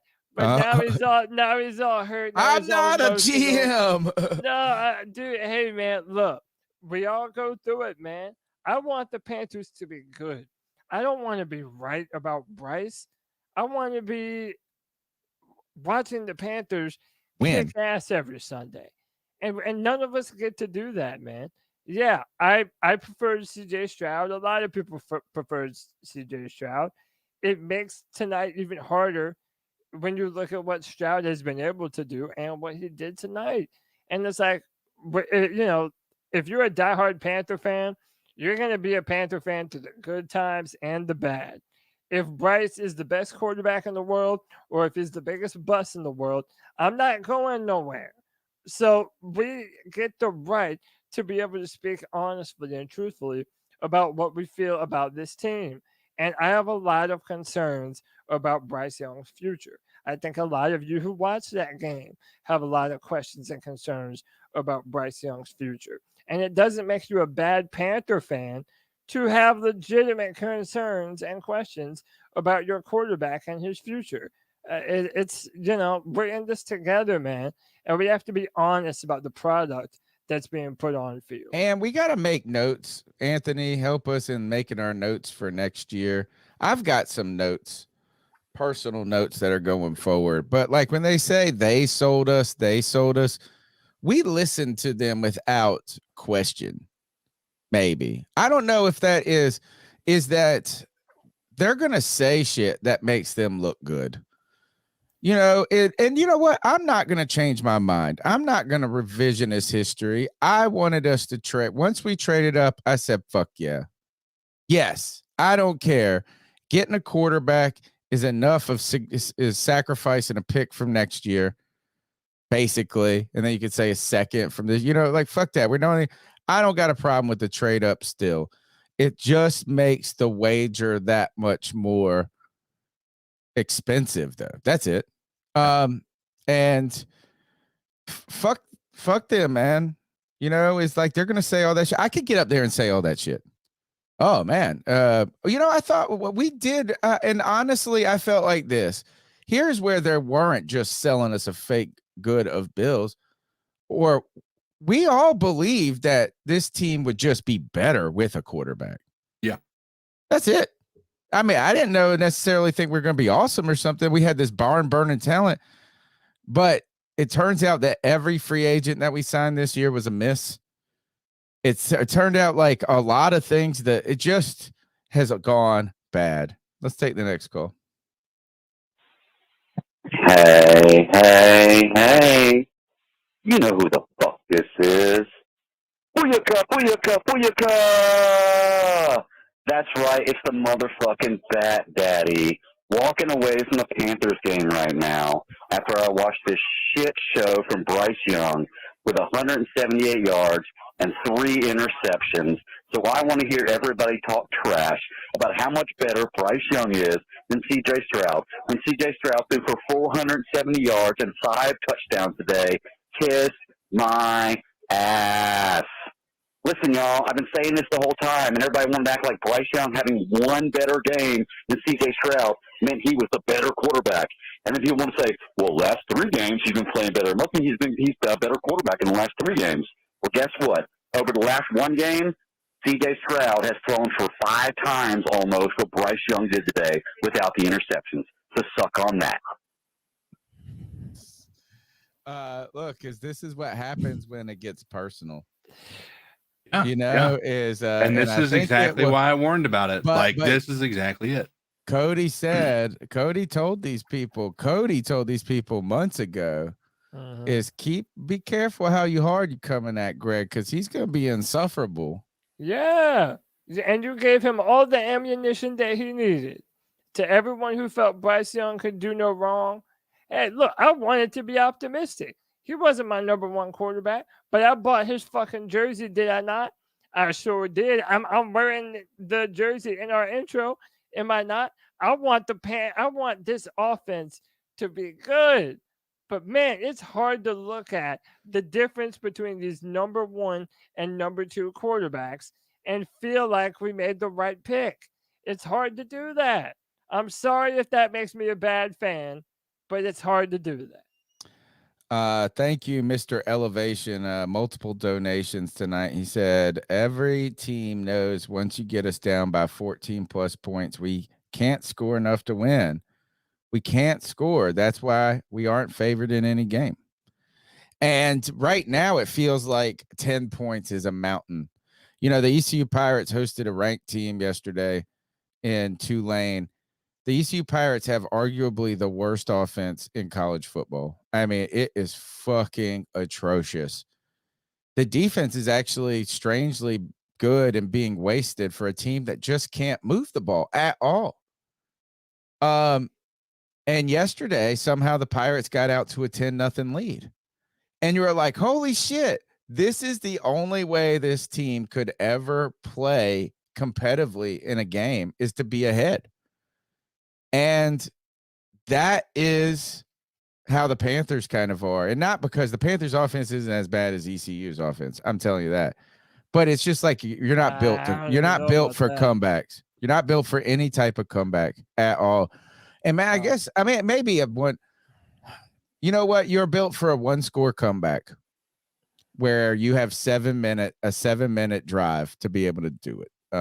Next call. Wait, hold on. You missed people. We got to get through these calls. We've been taking bullets. Oh shit. C3 Anthony says that's not true because Greg cares more about a point than the team. I don't know. Greg's allowed to talk his shit tonight.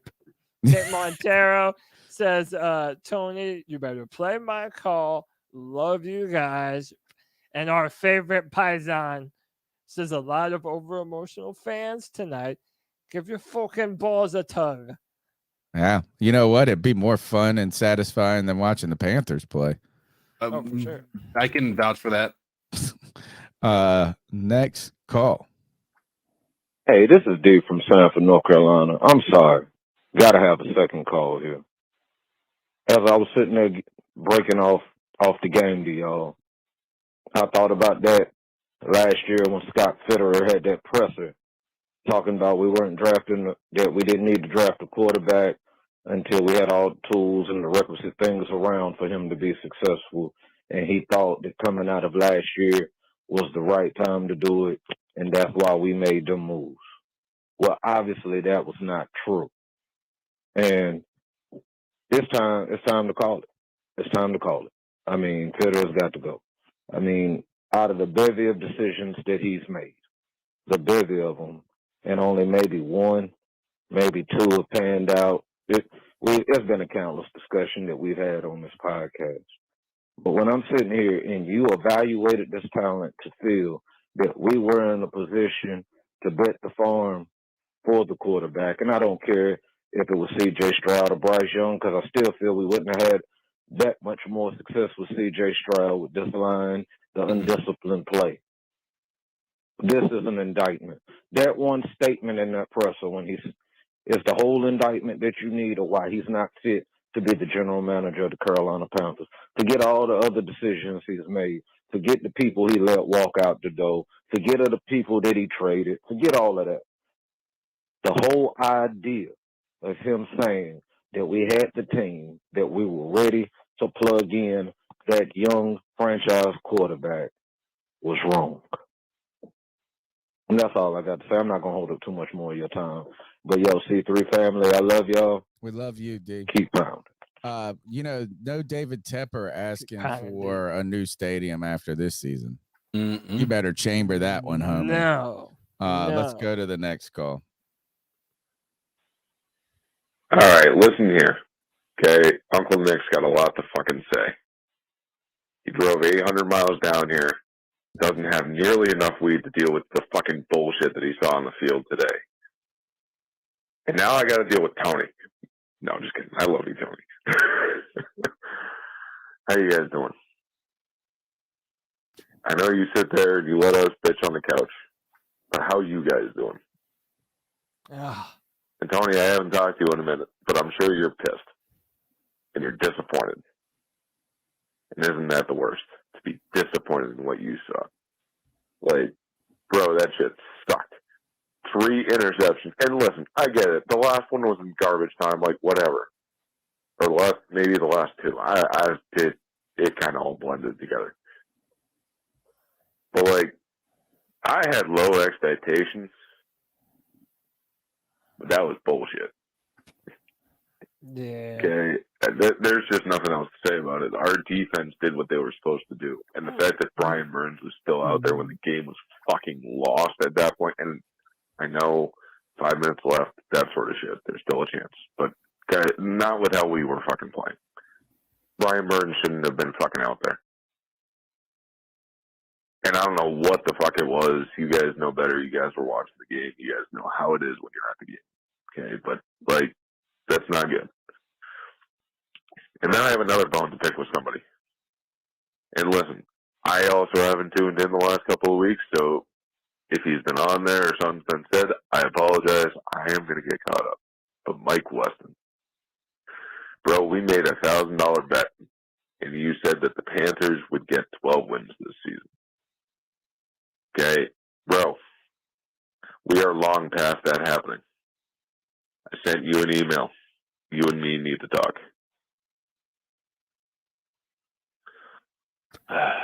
Who did you say? Michael Wesson? That's what it sounded like. This fucking sucked to watch, guys. I don't know. Really sucked to be there for. Especially after fucking the last game I was at was the Lions game last year. Damn, Nick, making me no matter what, I sad. still love the team. But fuck, I'm disappointed. I hear you, Keep man. pounding, boys. CK, where do we even go from here? Like, what's the hope? What is there even to look forward to? Like, again, I kind of alluded to this earlier. It feels like, even next year, what are the chances that one free agency and one off season is even going to help us to be able to turn this around? I honestly, you can't even look at what we've done and say that there's something that'll point to us being competitive in the near future. That's where I say I can see the argument that trading up for Bryce Young wasn't the right choice, right? You do that when you do have a team. And I think that to be fair, I think we all believe we had the team. Like, to sit there and say that we didn't is an absolute fallacy. Anybody who claims that we thought that this team was going to be this bad, not a single person would have, believed that all the pieces. There are probably going to be people who are like, I believe Bryce Young was going to be this bad, but you cannot honestly look at what we've seen here and say this offensive line was going to be this bad, that our wide receiving core was going to be this bad. I think most of us looked at what we did in the offseason and said, all right, we are ready for a quarterback. We have an offensive line that's figured out, at least apparently, based on how last year went. we have a wide receiver core that now is going to include a couple of other pieces. Outside of DJ, we sat here and said we felt like our receiving core was better without DJ, with us having gotten the trade with DJ Moore because we added Thielen and Chark. And it hasn't been. It's been quite the opposite, which is, to say that we weren't ready is something that nobody in their right mind when we were going into the draft believed. And most people would have been like, oh, yeah, we're good. We're good. Yeah, let's go ahead and trade up for the quarterback. We were so tired of recycling quarterbacks just to end up in this position. There might have been a few people that were like, let's run it back with Sam Darnold. I do remember that being a conversation point. But yeah, and this was my thing. And if everybody wants to point and make fun now because Matt Corral's not on any NFL team, that's fine. You can do that. But when I was always of the mindset of, dude, bring back whatever, sign Andy Dalton to the contract like you did, let Matt Corral play ball, and then see what you have between those two. And then at least you still have Christian McCaffrey and DJ Moore. And if it doesn't work out, fine. You're talking about a quarterback draft that right now, in my opinion, has 3 game-changing quarterbacks in the form of Drake May, Caleb Williams, and yes, Michael Penix Jr. Ryan Caleb Williams. No, why are people calling him overrated right now? I haven't been watching, so I just everybody. If you watch his performances, he still makes some of the craziest fucking throws. He's a great prospect. But the point being, if you would have exercised 1 more year worth of patience, we would have been in the best possible position to revamp our franchise in whatever way we wanted with our pick of quarterback, because we could have been picking number 1. Hindsight's 2020, my dude. True. All right, let's go to the next call. Hey, C3, this is Ivan Sailor. Yeah, we fucked up, bro. We should have traded Brian Burns, and that way we can draft a fucking quarterback this year in the fucking draft, because this motherfucker is not it, but he's fucking trash. If you don't fucking say this guy's trash, dude, you don't fucking watch football, dude. This guy's fucking sucks, dude. He's fucking horrible, bro. How the fuck you throw 2? This motherfucker's throwing 2 picks on goddamn screen passes. This is an identical call to the one he had earlier. Out of here. The fucking Tepper fucked this shit up. Fucking Reich said he likes quarterback a certain way. He didn't get his fucking quarterback. Come on, man. This is bullshit, bro. This is bullshit, bro. Fuck him, dude. Fuck Tepper. All right, thanks, Al. Let's go to the next call. Hey, C3. It's been a while since I called, man. Man, I'm going to tell you, it's a combination of every goddamn thing going on with this team, man. I mean, I'm not hating the Bryce pick. It sucks seeing CJ having the game he had today with the 5 touchdowns, man. We coming off an emotional victory, man. But the Bryce pick, man, we weren't ready to have that dude, man. We don't have a line. We don't have the receiving core that can get separation. We drafted a guy that we weren't ready to have. And now he's struggling. I mean, Mingo is not who I thought he was going to be, man. This team is all around. Somebody got to get fired. Maybe fire Fitterer. I think they meant maybe fire Al's Frank Reich at the audio. end of the year. And just, I don't know. I don't know what to do from this point on. Hopefully he can win Thursday, get a little momentum. But, man, this team needs some work. This line. Icky probably need to get me to move inside, man. I don't think he's a true left tackle. I wish Brady Christensen never got hurt. Maybe that's the reason why this line, we had him. Hopefully Bryce can bounce back Thursday. Short week. About to buy me a Bryce jersey tomorrow, but I'm going to hold off on that purchase. Maybe he can turn shit around. But that's right. Thanks for having me. Thursday Keep night pounding, I game. guess. Thursday Everybody night feeling game. bad about them jersey purchases right about now. Let's go to the next call. What's up, C3? Okay, this is a quick part 2 to what I was saying. But yeah, you guys get the sentiment of what I'm going through right now. It's just crazy. Like, people on Twitter act like I was the one that is making these decisions. Just trust me, I'm happy I'm not. I've gotten stuff wrong, I've gotten stuff right, but I'm not perfect. Welcome to my world, Anthony. Who you guys should be mad at if you think, one, Bryce Young was... First off, no one talks about this. This offensive line sucks. The receivers are bad. And yes, Bryce That's Young all played we've awful. talked But about. here's the thing. You need to be blaming Scott Bitter and David fucking Tepper. Because Scott Bitter said, with the free agent signings we have right now in the roster at the moment, this team is set up to drop a rookie quarterback right in. And clearly it isn't fucking ready for that. The general manager needs to be fired. He is the culprit to this whole situation. Even if you don't think Frank Reich's a major problem as well, he's going to get canned as well. And it's simply for this matter. You are 1-7 through 8 games. 1-7. You are going to finish the season at best 2-15. That is the best you are going to do. That is going to get them fired. They've fucked up the rebuild once again. The problem with the Panthers is because they did not want to tank naturally for a rookie quarterback. What one of the things that I've gotten right about this team was I wanted to tank last year, and everyone said, no, you're a bad fan. We want to win. You can't ask to lose, blah, blah, blah. Do you realize that tanking is how you start a proper rebuild? You get the franchise quarterback with the pieces you already have on the roster. The difference is fans are upset because we traded all this for Bryce Young. We're expecting him to be great. The only problem is we gave away all the weapons that were supposed to be in place for a rookie quarterback. All that falls on Scott Bitter and David fucking Tepper. Now, David Tepper isn't going anywhere, but Scott Bitter will be fired as general manager and Frank Reich will be fired as head coach. Because even if this is his first season and he lets Scott Bitter make the moves, this is what we need to do for the organization. All right. Thanks, Anthony. I know that people are discussing and Carl saying it's not hindsight, this and that. Tony's tired. I do think this is actually, I strangely was okay with us running it back with Sammy D. I was too, honestly. But I wasn't upset. I think we were excited when we got the draft, when we moved up.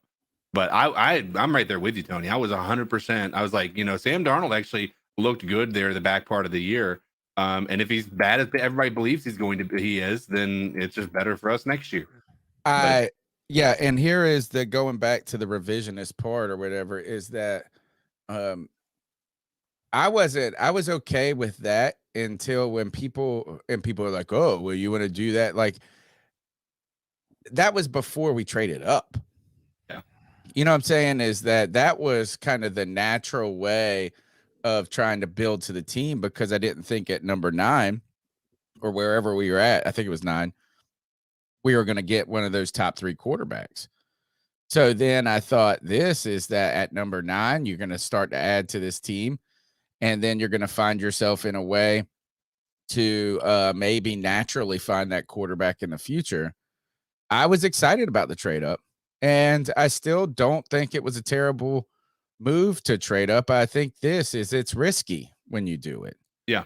But I was ready to take the risk, and I still am okay with the risk because, and you could say, oh, it was because we were so quarterback thirsty, this and that. But yeah. And you know what? Is I'm ready to do this. Is that just because Bryce isn't playing well at the moment, I'm still ready to commit resources and assets to this draft pick and say this is just because it's working now doesn't mean that we quit on it.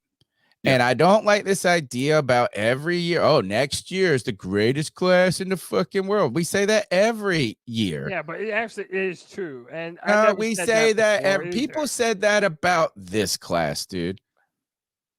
Truly, people said this is you had 2 quarterbacks in CJ Stroud and Bryce Young that are eligibly top picks. And then you had one in Anthony Richardson. Is there ice in that? Thank you. And Anthony Richardson that has the upside. So every year we're going to go through that. Yeah, we have every year. No, we're going to say that, dude. I mean, we didn't know. You weren't sitting here saying 2 years from now, this is the greatest class ever. But we Tony, could say that JJ, we could say that Michigan quarterback that's coming out next year or 2 years from now is going to be. That class is going to be. That's, to me, I just like the idea of stepping into the batter's box and taking a fucking swing. And right now, we look like we have swung and missed at the moment. Right. But that swing and miss isn't only because of Bryce. That swing and miss is because of a lot of other things as well as Bryce. So no, I'm not gonna. I thought this is we committed to a court. Now the key is this: is that if you pivot too quick, you can do more damage than just invest. You have to invest now. You made the pick. You got to invest. You said this, Cody, with a player like Bryce. Now you know that you're going to need an offensive line. So you know what we're going to have to do is invest in this offensive line. We're going to have to invest in the team. The problem that has amplified this, and that's why I'm not going to let you just get away with this saying, oh, this class is really this coaching. Really the is. coaching And staff has turned out to be no one, not a single motherfucker. I don't care if you were a Bryce Young of a CJ Stroud fan. I don't care if you didn't like Frank Reich as the number one coach, or you wanted Eric Bieniemy or whoever the fuck you wanted.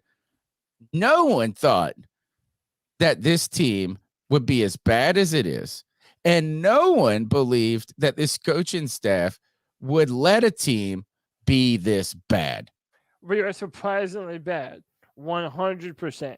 But I also don't want to let you get away with, oh, they say it about every year and therefore it's true.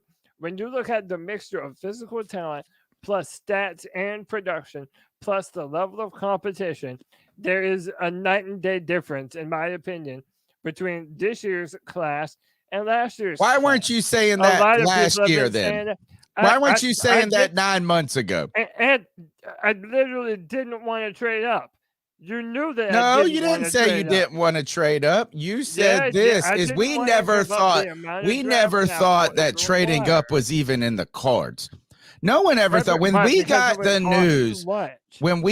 news that the Panthers moved up to 1, every single person was floored. No one thought that the Panthers had a fucking shot of moving to 1. Right. Everybody thought, if anything, that the Texans and the Bears could swap pick. No one, or we were talking about trading into the top 6. But do you know why we were trading into top 3?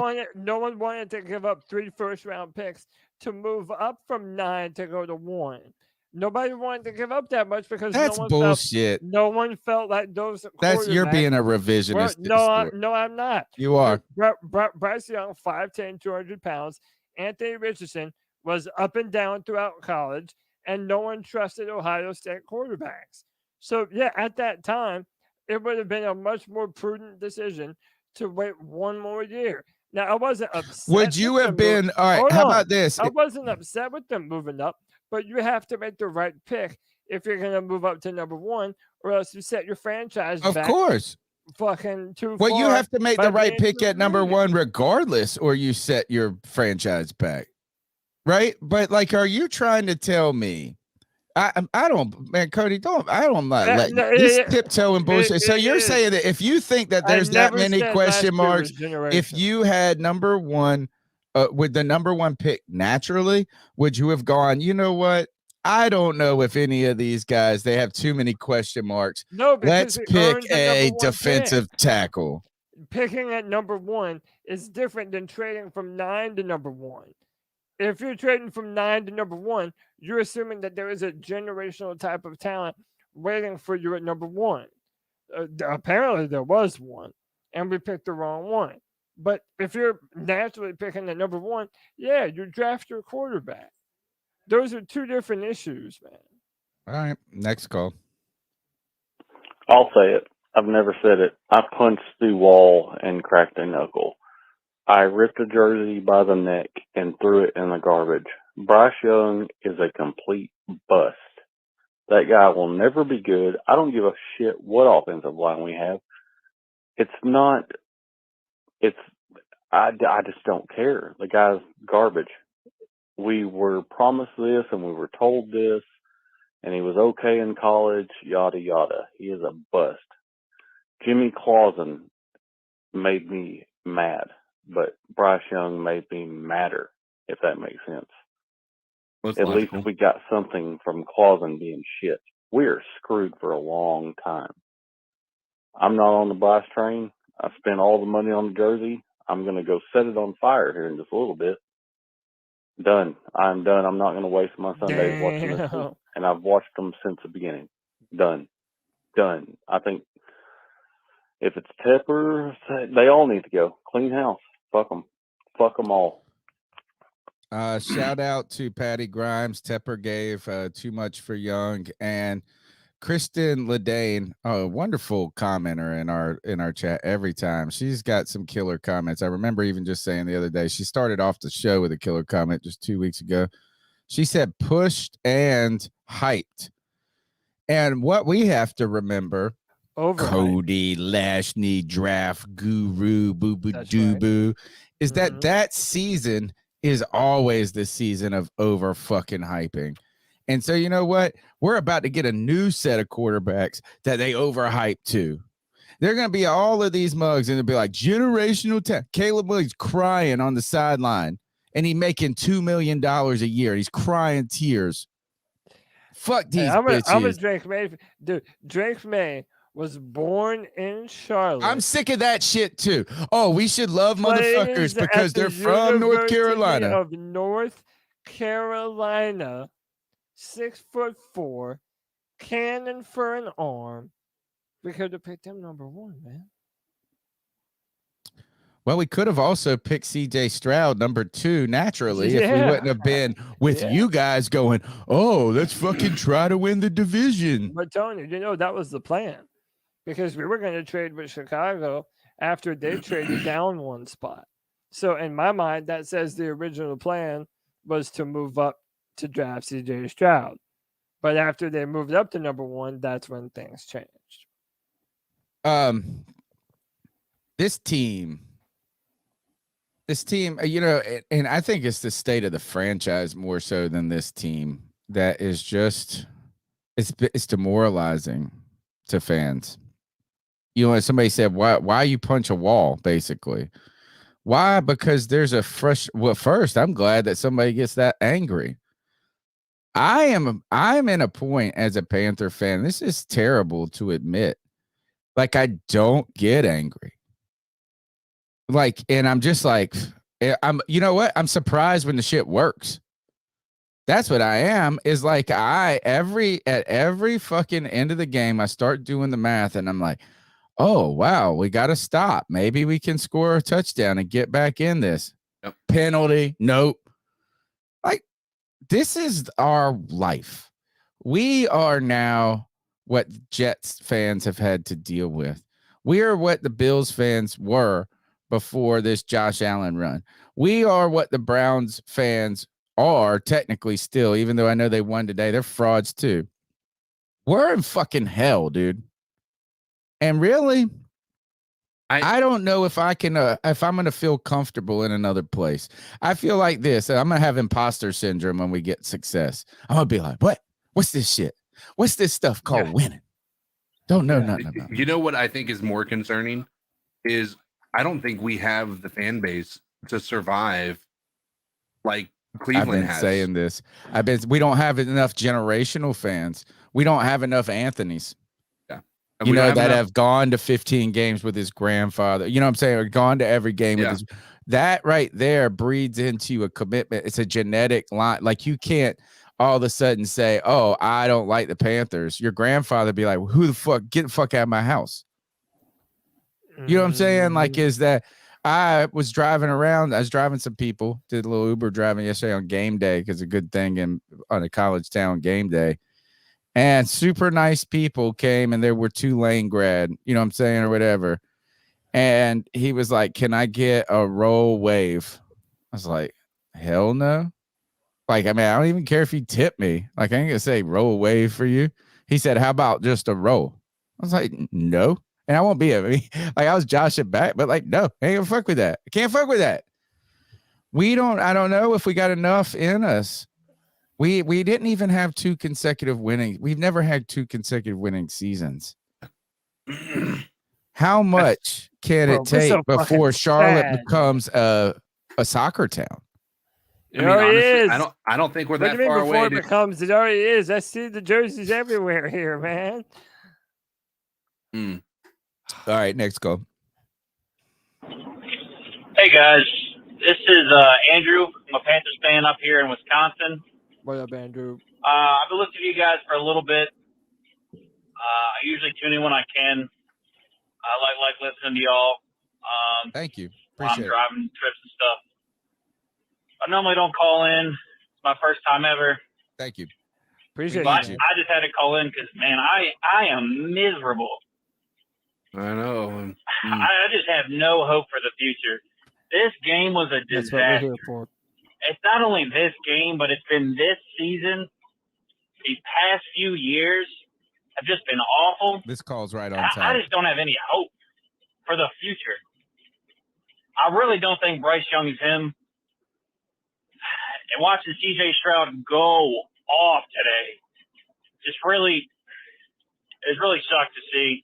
I mean, good for him, but that really probably should have been our guy. Cannot stand David Tepper. I feel like he's the reason why we're going through all this. He has his fingerprints on freaking everything, man.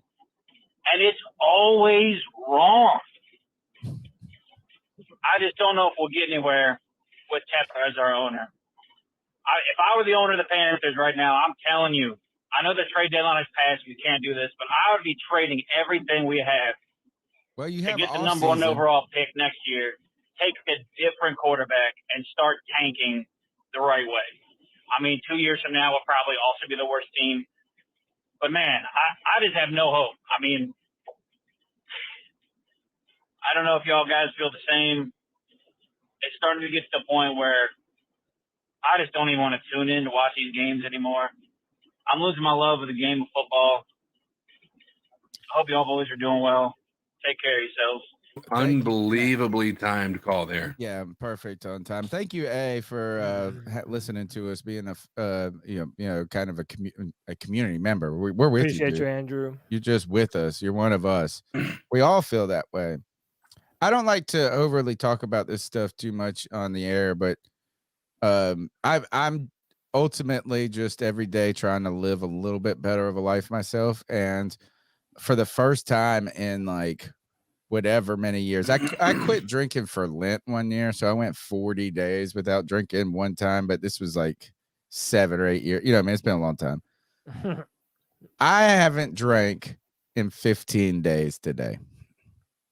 No, Right. Yeah, and that's kind of tough for me. I'm from uptown. I'm a drinker.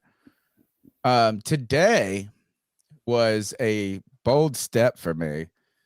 Is that I went to a place like a bar and watched the 1 o'clock games with some friends. And I was like, man, because this is the time. Like, man, if I just have one today or two tonight or whatever, I'll be drinking tomorrow. I'll be drinking on the Tuesday show. So I went club soda. Just chilling, drinking water. And this lady who I know her, and her husband is on a 90-day quit drinking challenge or whatever. And she comes over because I had told her I wasn't drinking. She goes, "It's not fun, is it?" She's like, "You're not having fun, are you?" And I'm sitting there like this. And I really wasn't trying to get into it. But it wasn't because I wasn't drinking. I was watching the Panthers game. I mean, I was one TV. I was sitting here just like, and I wasn't yelling. I wasn't screaming. But she thought it was because I wasn't having a good time because I wasn't drinking. I wanted to say, look at this fucking TV right here. How the hell am I supposed to be? You know what? Yeah. I thought coming to a bar and watching football was the real test if I would take a nip, a secret little nip.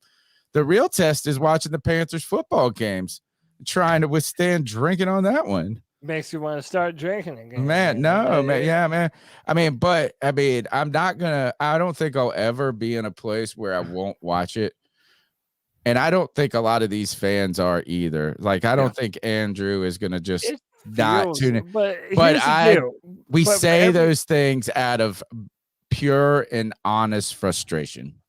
Well, and what do we even do to combat the utter dejection that Panther fans feel right now, man? I mean, we've done every possible fix.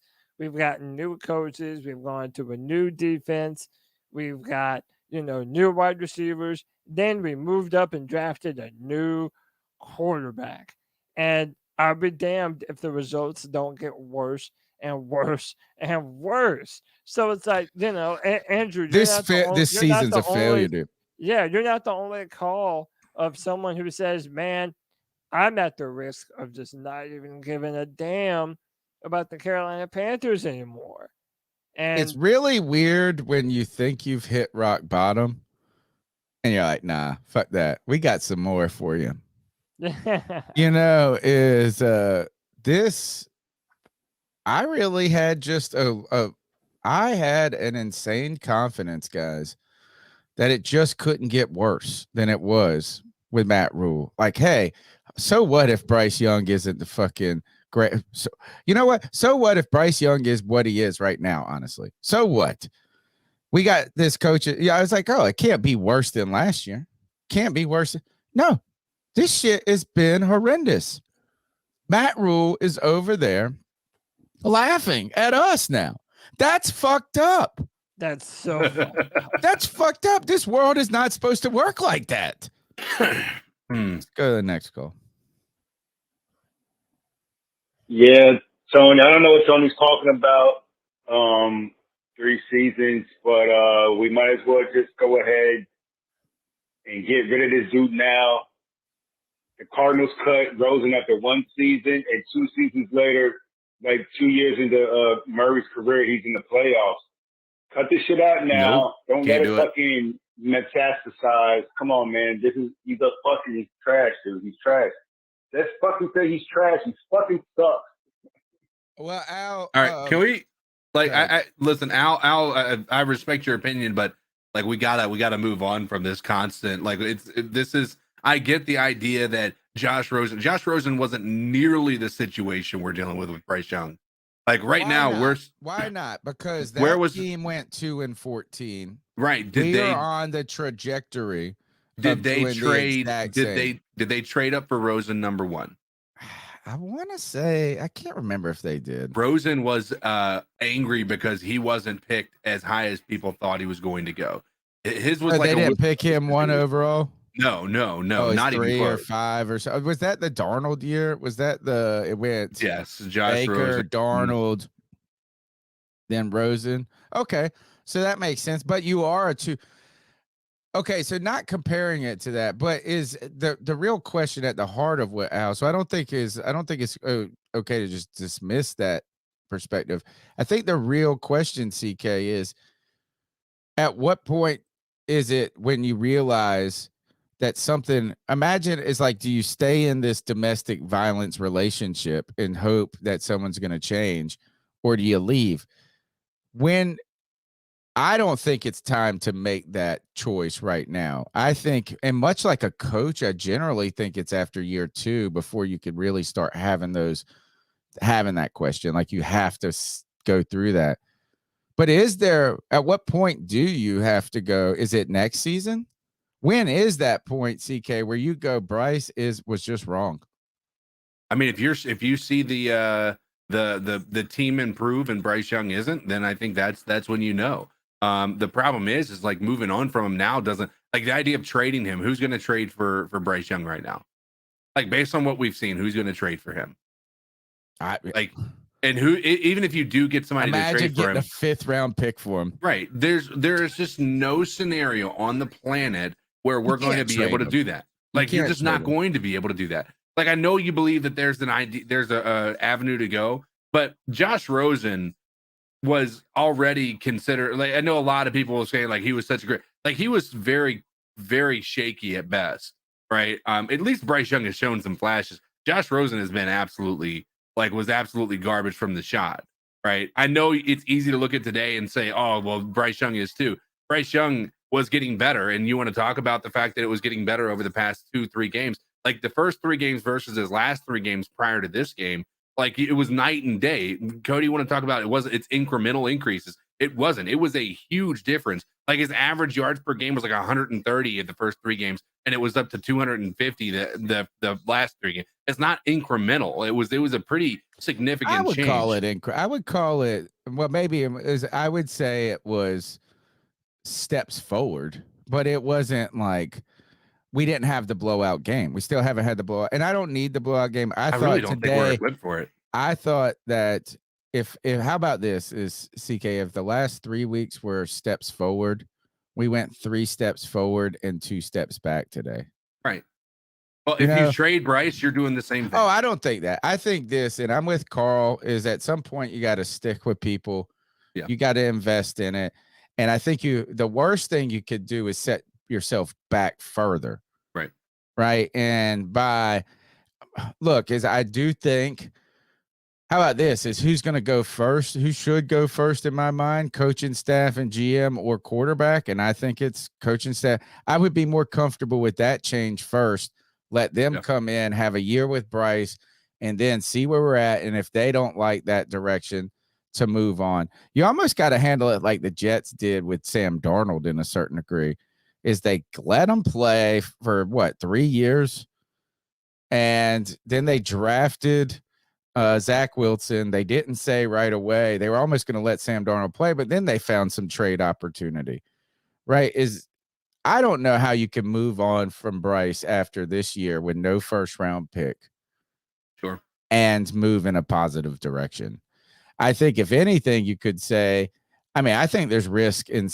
You actually were very compelling in your argument for why there was no risk in actually sitting him earlier. I was like, oh man, because I'm the opposite. I think you just let him play out and you learn how to, I almost feel like benching him would be a note that you made a mistake. Like it would just fan the wrong narrative. So I'm going to say, go out there and struggle. Just, if we suck, but in your mind, say we believe in you. I just don't see how you can move on from Bryce Young in a positive direction next season. I don't think you can do it for the next. You might have an argument if it just continues next year, but even if he plays mediocre next year, I don't think that you have any ability to honestly. Because couldn't you make this sort of a comparison to Tua? Yeah, they could have prematurely moved on from. Everybody wanted to get rid of Tua a year and a half ago. Yeah, and nobody's saying that shit now. For a while, you're gonna have to build around Bryce. You have no choice. If you choose to move on from him anytime within the next season or two, you are the laughing stock of the NFL for trading as much as we did to go up and get your guy, only to move on from him. That's we already look like the laughing stock of the NFL. Can we move on from Frank Reich, Cody? We can, but listen, man. Everybody this whole season, everybody picks and chooses who they give their excuses to, right? So for a long time, Bryce isn't the problem. He has a terrible O-line, terrible weapons. Well, Tony, think how many opportunities a man gets in his lifetime to become the head coach of an NFL team. Probably not too many, right? Like those opportunities that come when they come. Well, Frank Reich got an opportunity to be a head coach in the NFL again. And there's only 32 of those coaching positions in the NFL. We all knew, or realistically should have known, that it was going to take more time for us to get the most out of this roster and to build on this roster than 1 year. So if we're going to give this type of leeway to Bryce, who it's his first year, well, then by de facto, why do we he's been a coach give the before, same dude. thing to Because Frank? he's been a coach before. He's got a staff of people that have had experience. And you know what I've tried to do? I tried to come in today, and I haven't barely voiced it as vocally as I intended to do. CK, I mentioned this to you earlier, is like when we take this call, think about it. What do you think about when we should move on from these guys? I have a kind of unpopular opinion, or at least I think it will be unpopular. I almost feel like we should keep this staff one more year and move on from Scott Fitter, bring in a GM, give him time to overview Frank Reich's performance next season. I almost feel like this is like just changing things to change things and I'm not saying that Frank Reich's going to be the answer either, right? Is like the move on from Frank Reich probably looks inevitable at this moment at some point. But is it the timing of these moves is important too? And I don't know, is there any benefit in rolling with Bryce Young, Frank Reich, Thomas Brown, like this, the continuity a little bit, bringing in a new GM now in at the right time, and kind of just seeing, wouldn't you get a better sense of what you were working with then, instead of us bringing a new staff, Bryce having new stuff, and you're like, oh God, it's just the first year with the coach. Just what do you expect? And then you're putting everybody behind the curve one more year. As much as nobody wants to hear it, I would exercise caution with the coaching staff. I understand that. And Bryce, I think both of those. I think you're in it. I think you just handcuff these mugs together. No, Bryce goes without saying. But by the way, everybody was really excited when Thomas Brown was announced to be the new play caller.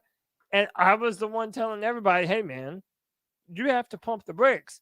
It's not that they're all of a sudden going to magically produce another wide receiver that can separate, or a better, better though, or a better pass.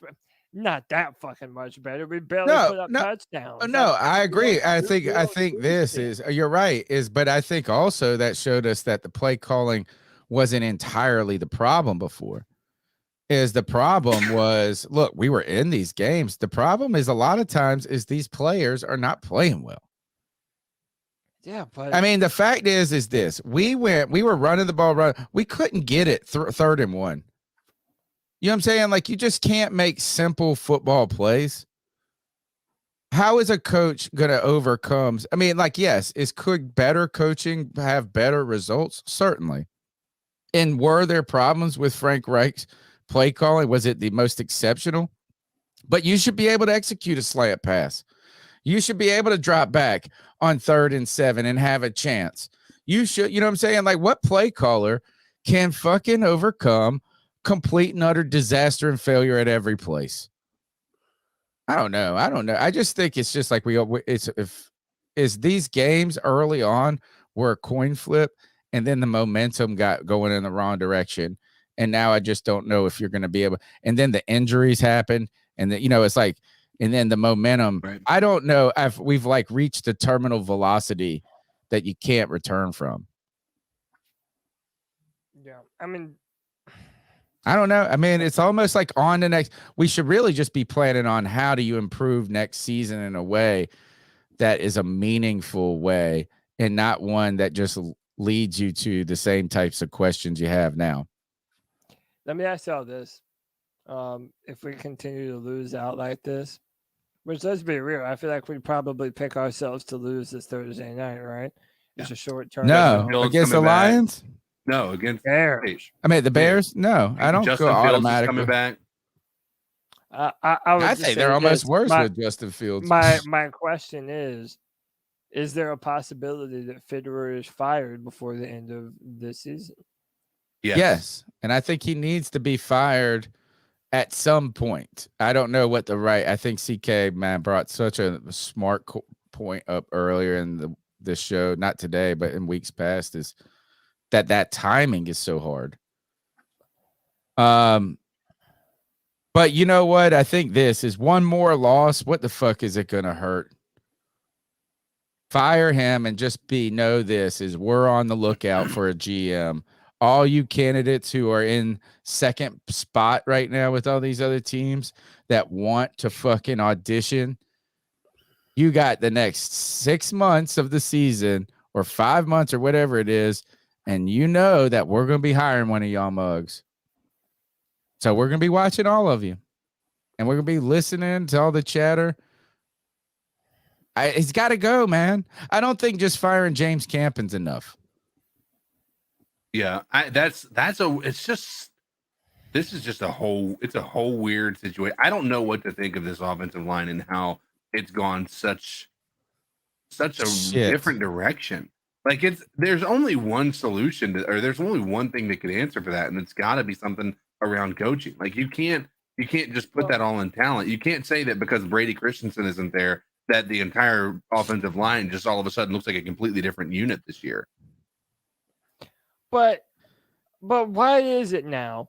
This is now the second offensive line coach in a row that the Panthers have had who was supposedly highly touted, Really good, well respected.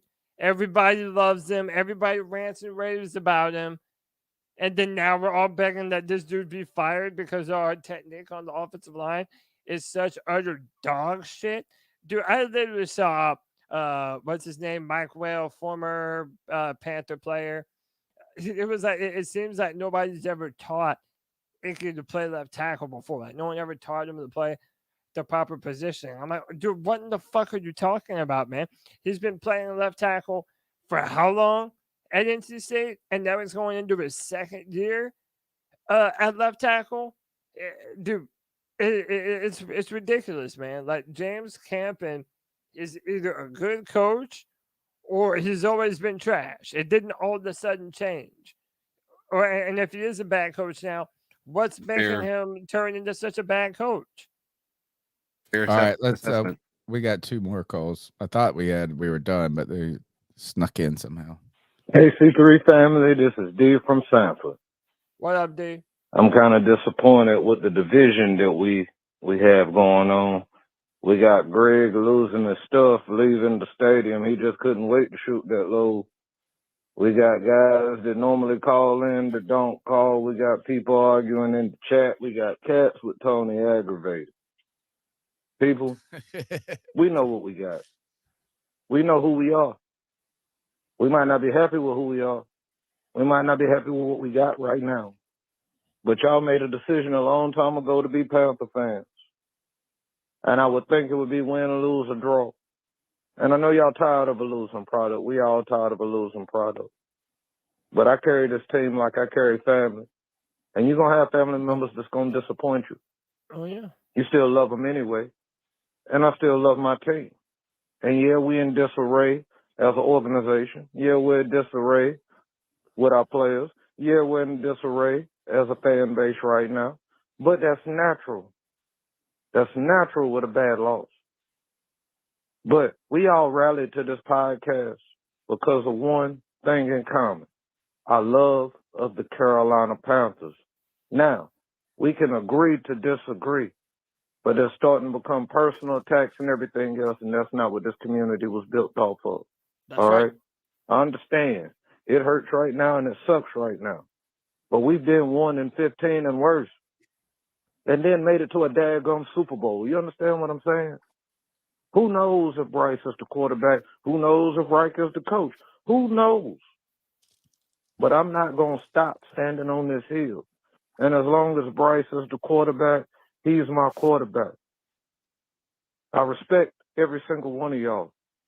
And if I sound aggravated, it's just for the simple fact that one, the results we got today, but then two, I really didn't expect, and this is just me being naive, but I didn't think we would turn on each other this bad. We still got a chance to turn around. We might not make it to the playoffs, but we can play good football. We can play good football. They got to believe they can play good football. And I'm pretty sure that there's Panthers that chime in, that listen to this podcast from time to time. And I know they get paid millions and they shouldn't care what we think. But doggone, these people are human. We have got to stand by our team, regardless how frustrated or aggravated we are. This is my last call. But like I said, we're going to keep pounding. If we don't win another game, I'm still a Panther and I'm going to keep pounding. That's it. I love y'all. D from Love you, Sanford. D. Let's go get them Bears Thursday night. I'm a firm believer, like D said, man, like he was talking about, all the worst times that you go through as a fan, it only makes the good times feel even better. Yeah. So if by any chance there is some far-flung future in a distant galaxy far, far away where the Panthers become a good team, let alone a perennial contender, we can think back to these times and be like, oh, yeah, I remember the Matt Rule years. I remember the earliest years of David Tepper. I remember before Bryce Young and the offense figured out how to move the ball more than 5 yards. I remember all that. It makes it all worth it in the future, man. D always brings a great call that kind of hits you emotionally. It seems like every week. That was D's a his one homie, this man. week.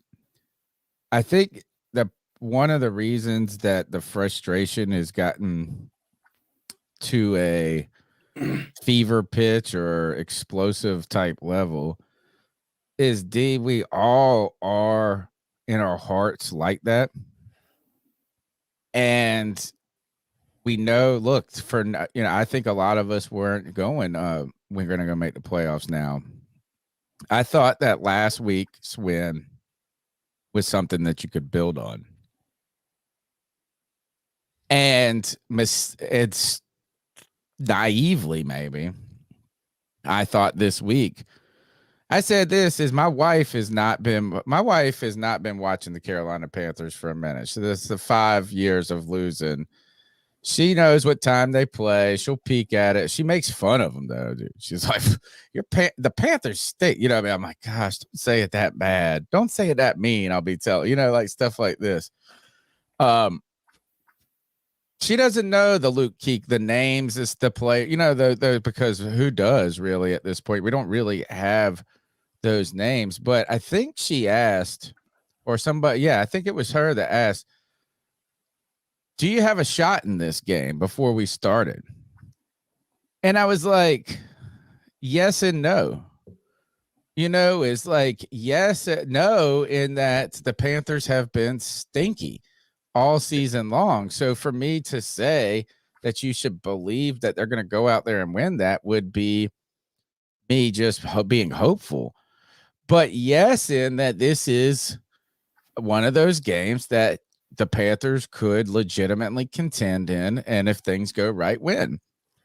And I thought, man, last week's win, not the prettiest in some means, but you got it. Imagine we could have go, like I was thinking, now he's saying go on to the Bears and get excited, let's go beat the Bears. Imagine just the temperature of Panther Nation had you won today, and then you could eked out a win against the Bears, and then say you lost the rest of the season.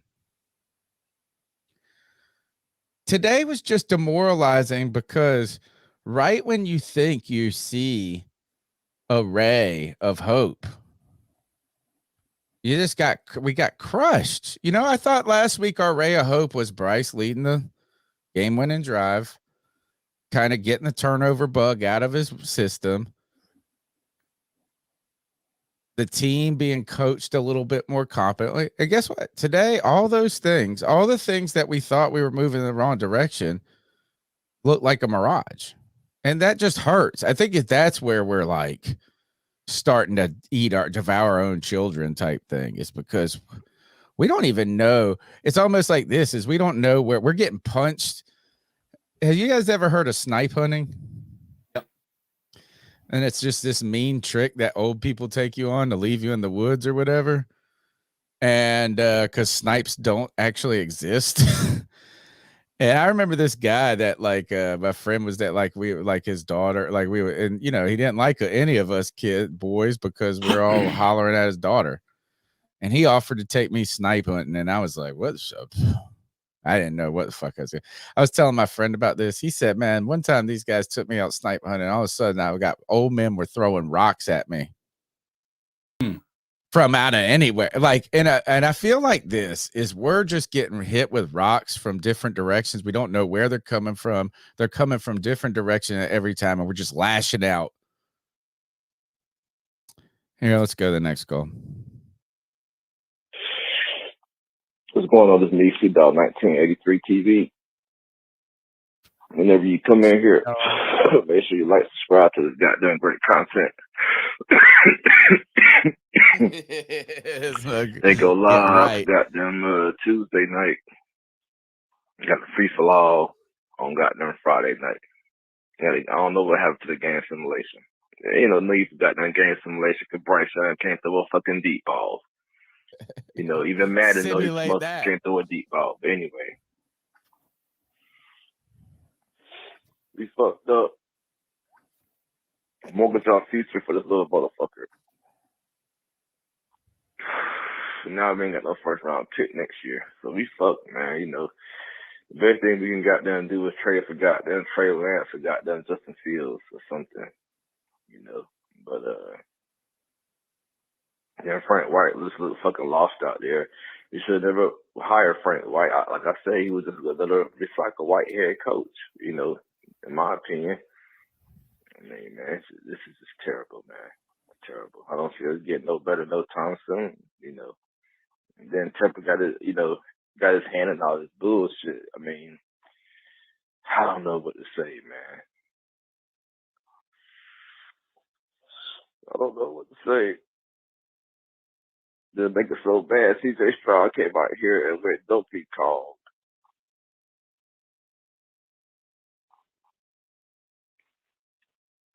So, man. Anyway, whenever you come in here, make sure you got that hit the like button. Make sure you subscribe to this great goddamn content. C3, the longest goddamn running Panthers podcast the last 10 years. You know what I'm saying? But man, Bryce Young sucks. He's a fucking draft bust in my opinion. I'm tired of all these fucking excuses from all you dumbass, the delusional ass fucking fans talking about the receivers, the fucking offensive line. This motherfucker threw 2 pick sixes today. That wasn't the offensive line. That was fucking Bryce Young. But stop with that bullshit. I'm tired of these fucking excuses, man. But everybody have a great day. Everybody have a great week. See Dog 1983 TV out. Pass the Dutchie to the left-hand side. Pass the Dutchie to the left-hand side. Ooh, we put it in the air. Nah, look, thank you. He's our By brand the way, ambassador. Or one of them. I lost the opportunity to win $200 today because Adam Thielen couldn't hit on my prize picks. Oh, you want to hear some? Damn it. Oh, shit. They gave it to me. They adjusted the yardage. Thank you. Stupid Baker Mayfield screwed me today in a couple. I won $2 today on a $5 entry. Lost a couple. But I was right on all the other ones. I got Taysom Hill at more than. Gotta play that flex, homie. I know, man. Well, I did 2 power plays and I did 1 flex. Yeah. All right. Look, the calls were good tonight. Those are all the calls we got. On Tuesday, we're going to be, I guess at this point now, I mean, not only are we going to be getting ready for a short week as the Bears come up, on Thursday night, we'll have a late post-game show on Thursday night. And, you know, on Tuesday, I think we're going to continue a lot of these conversations that we had with maybe a little, with just a little sleep in the rear view to maybe balance out some of our perspectives. We'll get to go back and look at some different things. But I really think that the moving conversation forward is going to need to look, this is where we're at. You know, we've got this quarterback. We made these draft picks. So regardless of CJ Stroud having this record setting, yes, their narratives will be intertwined for the rest of their careers. Yeah. That's just the way it's going to be. But at this point, is that just talking about we got the pick wrong is only going to be so helpful. So we're probably going to need to start focusing on how do you move forward from not only this week to next week, but also just say we need to start focusing on the draft. Now I think we're going to have to start focusing on the front office. I thought you were about to say the drafting. I was like, yes, perfect timing. Yeah, I mean, I think the front office is that we just have to start there. I think starting with Bryce, I think starting with Frank Reich and all of that is treating symptoms at this point. Sure. And you know what? We might have only seen one draft from this guy, but we've seen enough. We've seen enough at this point. We haven't seen, and it's, you know what, as you said, like you said, the questions with Bryce about what we haven't seen. We haven't seen a lot from Fitterer. We haven't seen it work at all on any level at any point. Mm-hmm. So I think we're going to have to focus on that. We'll focus on the Bears. I do want to do this is let's go ahead and do the kind of necessities of what we got to do. is David Dotto Ball Out Award. The David Dotto Ball Out Award, aka the Dab On 'em pick. Who do you want to give it to? Tonight, I'll just make mine quick. I'll go Miles Sanders. He must have heard everybody all pissed off at him. I felt like he had a few good runs. Yeah, pretty good. CK? I'm gonna go.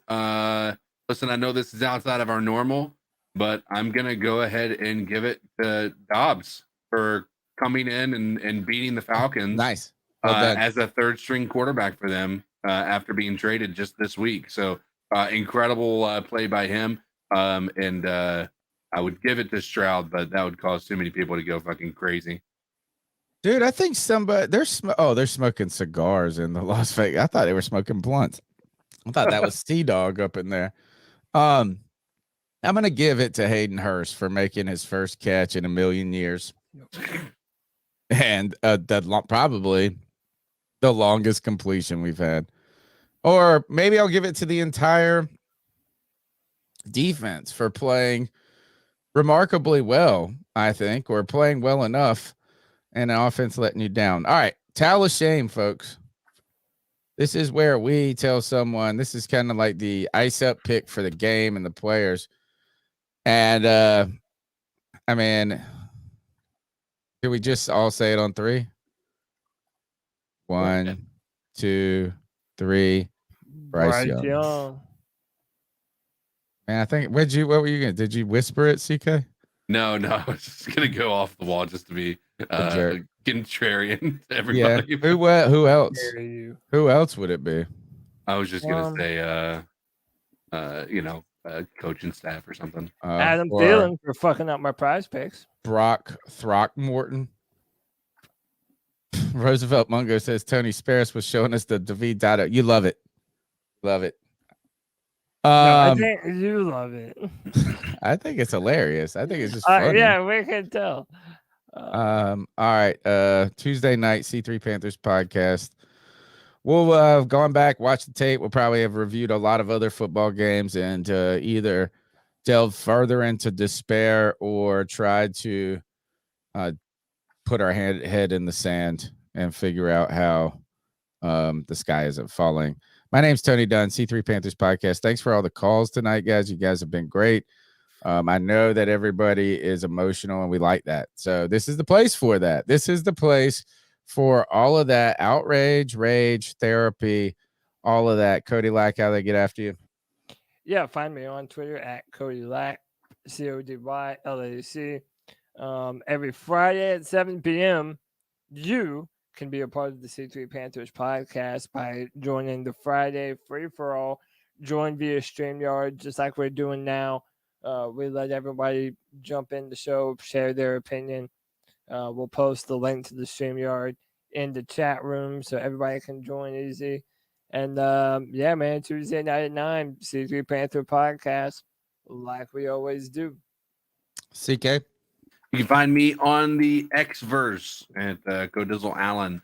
And obviously we're going to be here in a short week on Tuesday and on Thursday. So you're going to get your fill of C3, and then you're going to get a mini buy from us. So look forward to seeing you guys. All right, Cody, take us out of here. C3 Panther Nation. Until next time, keep pounding.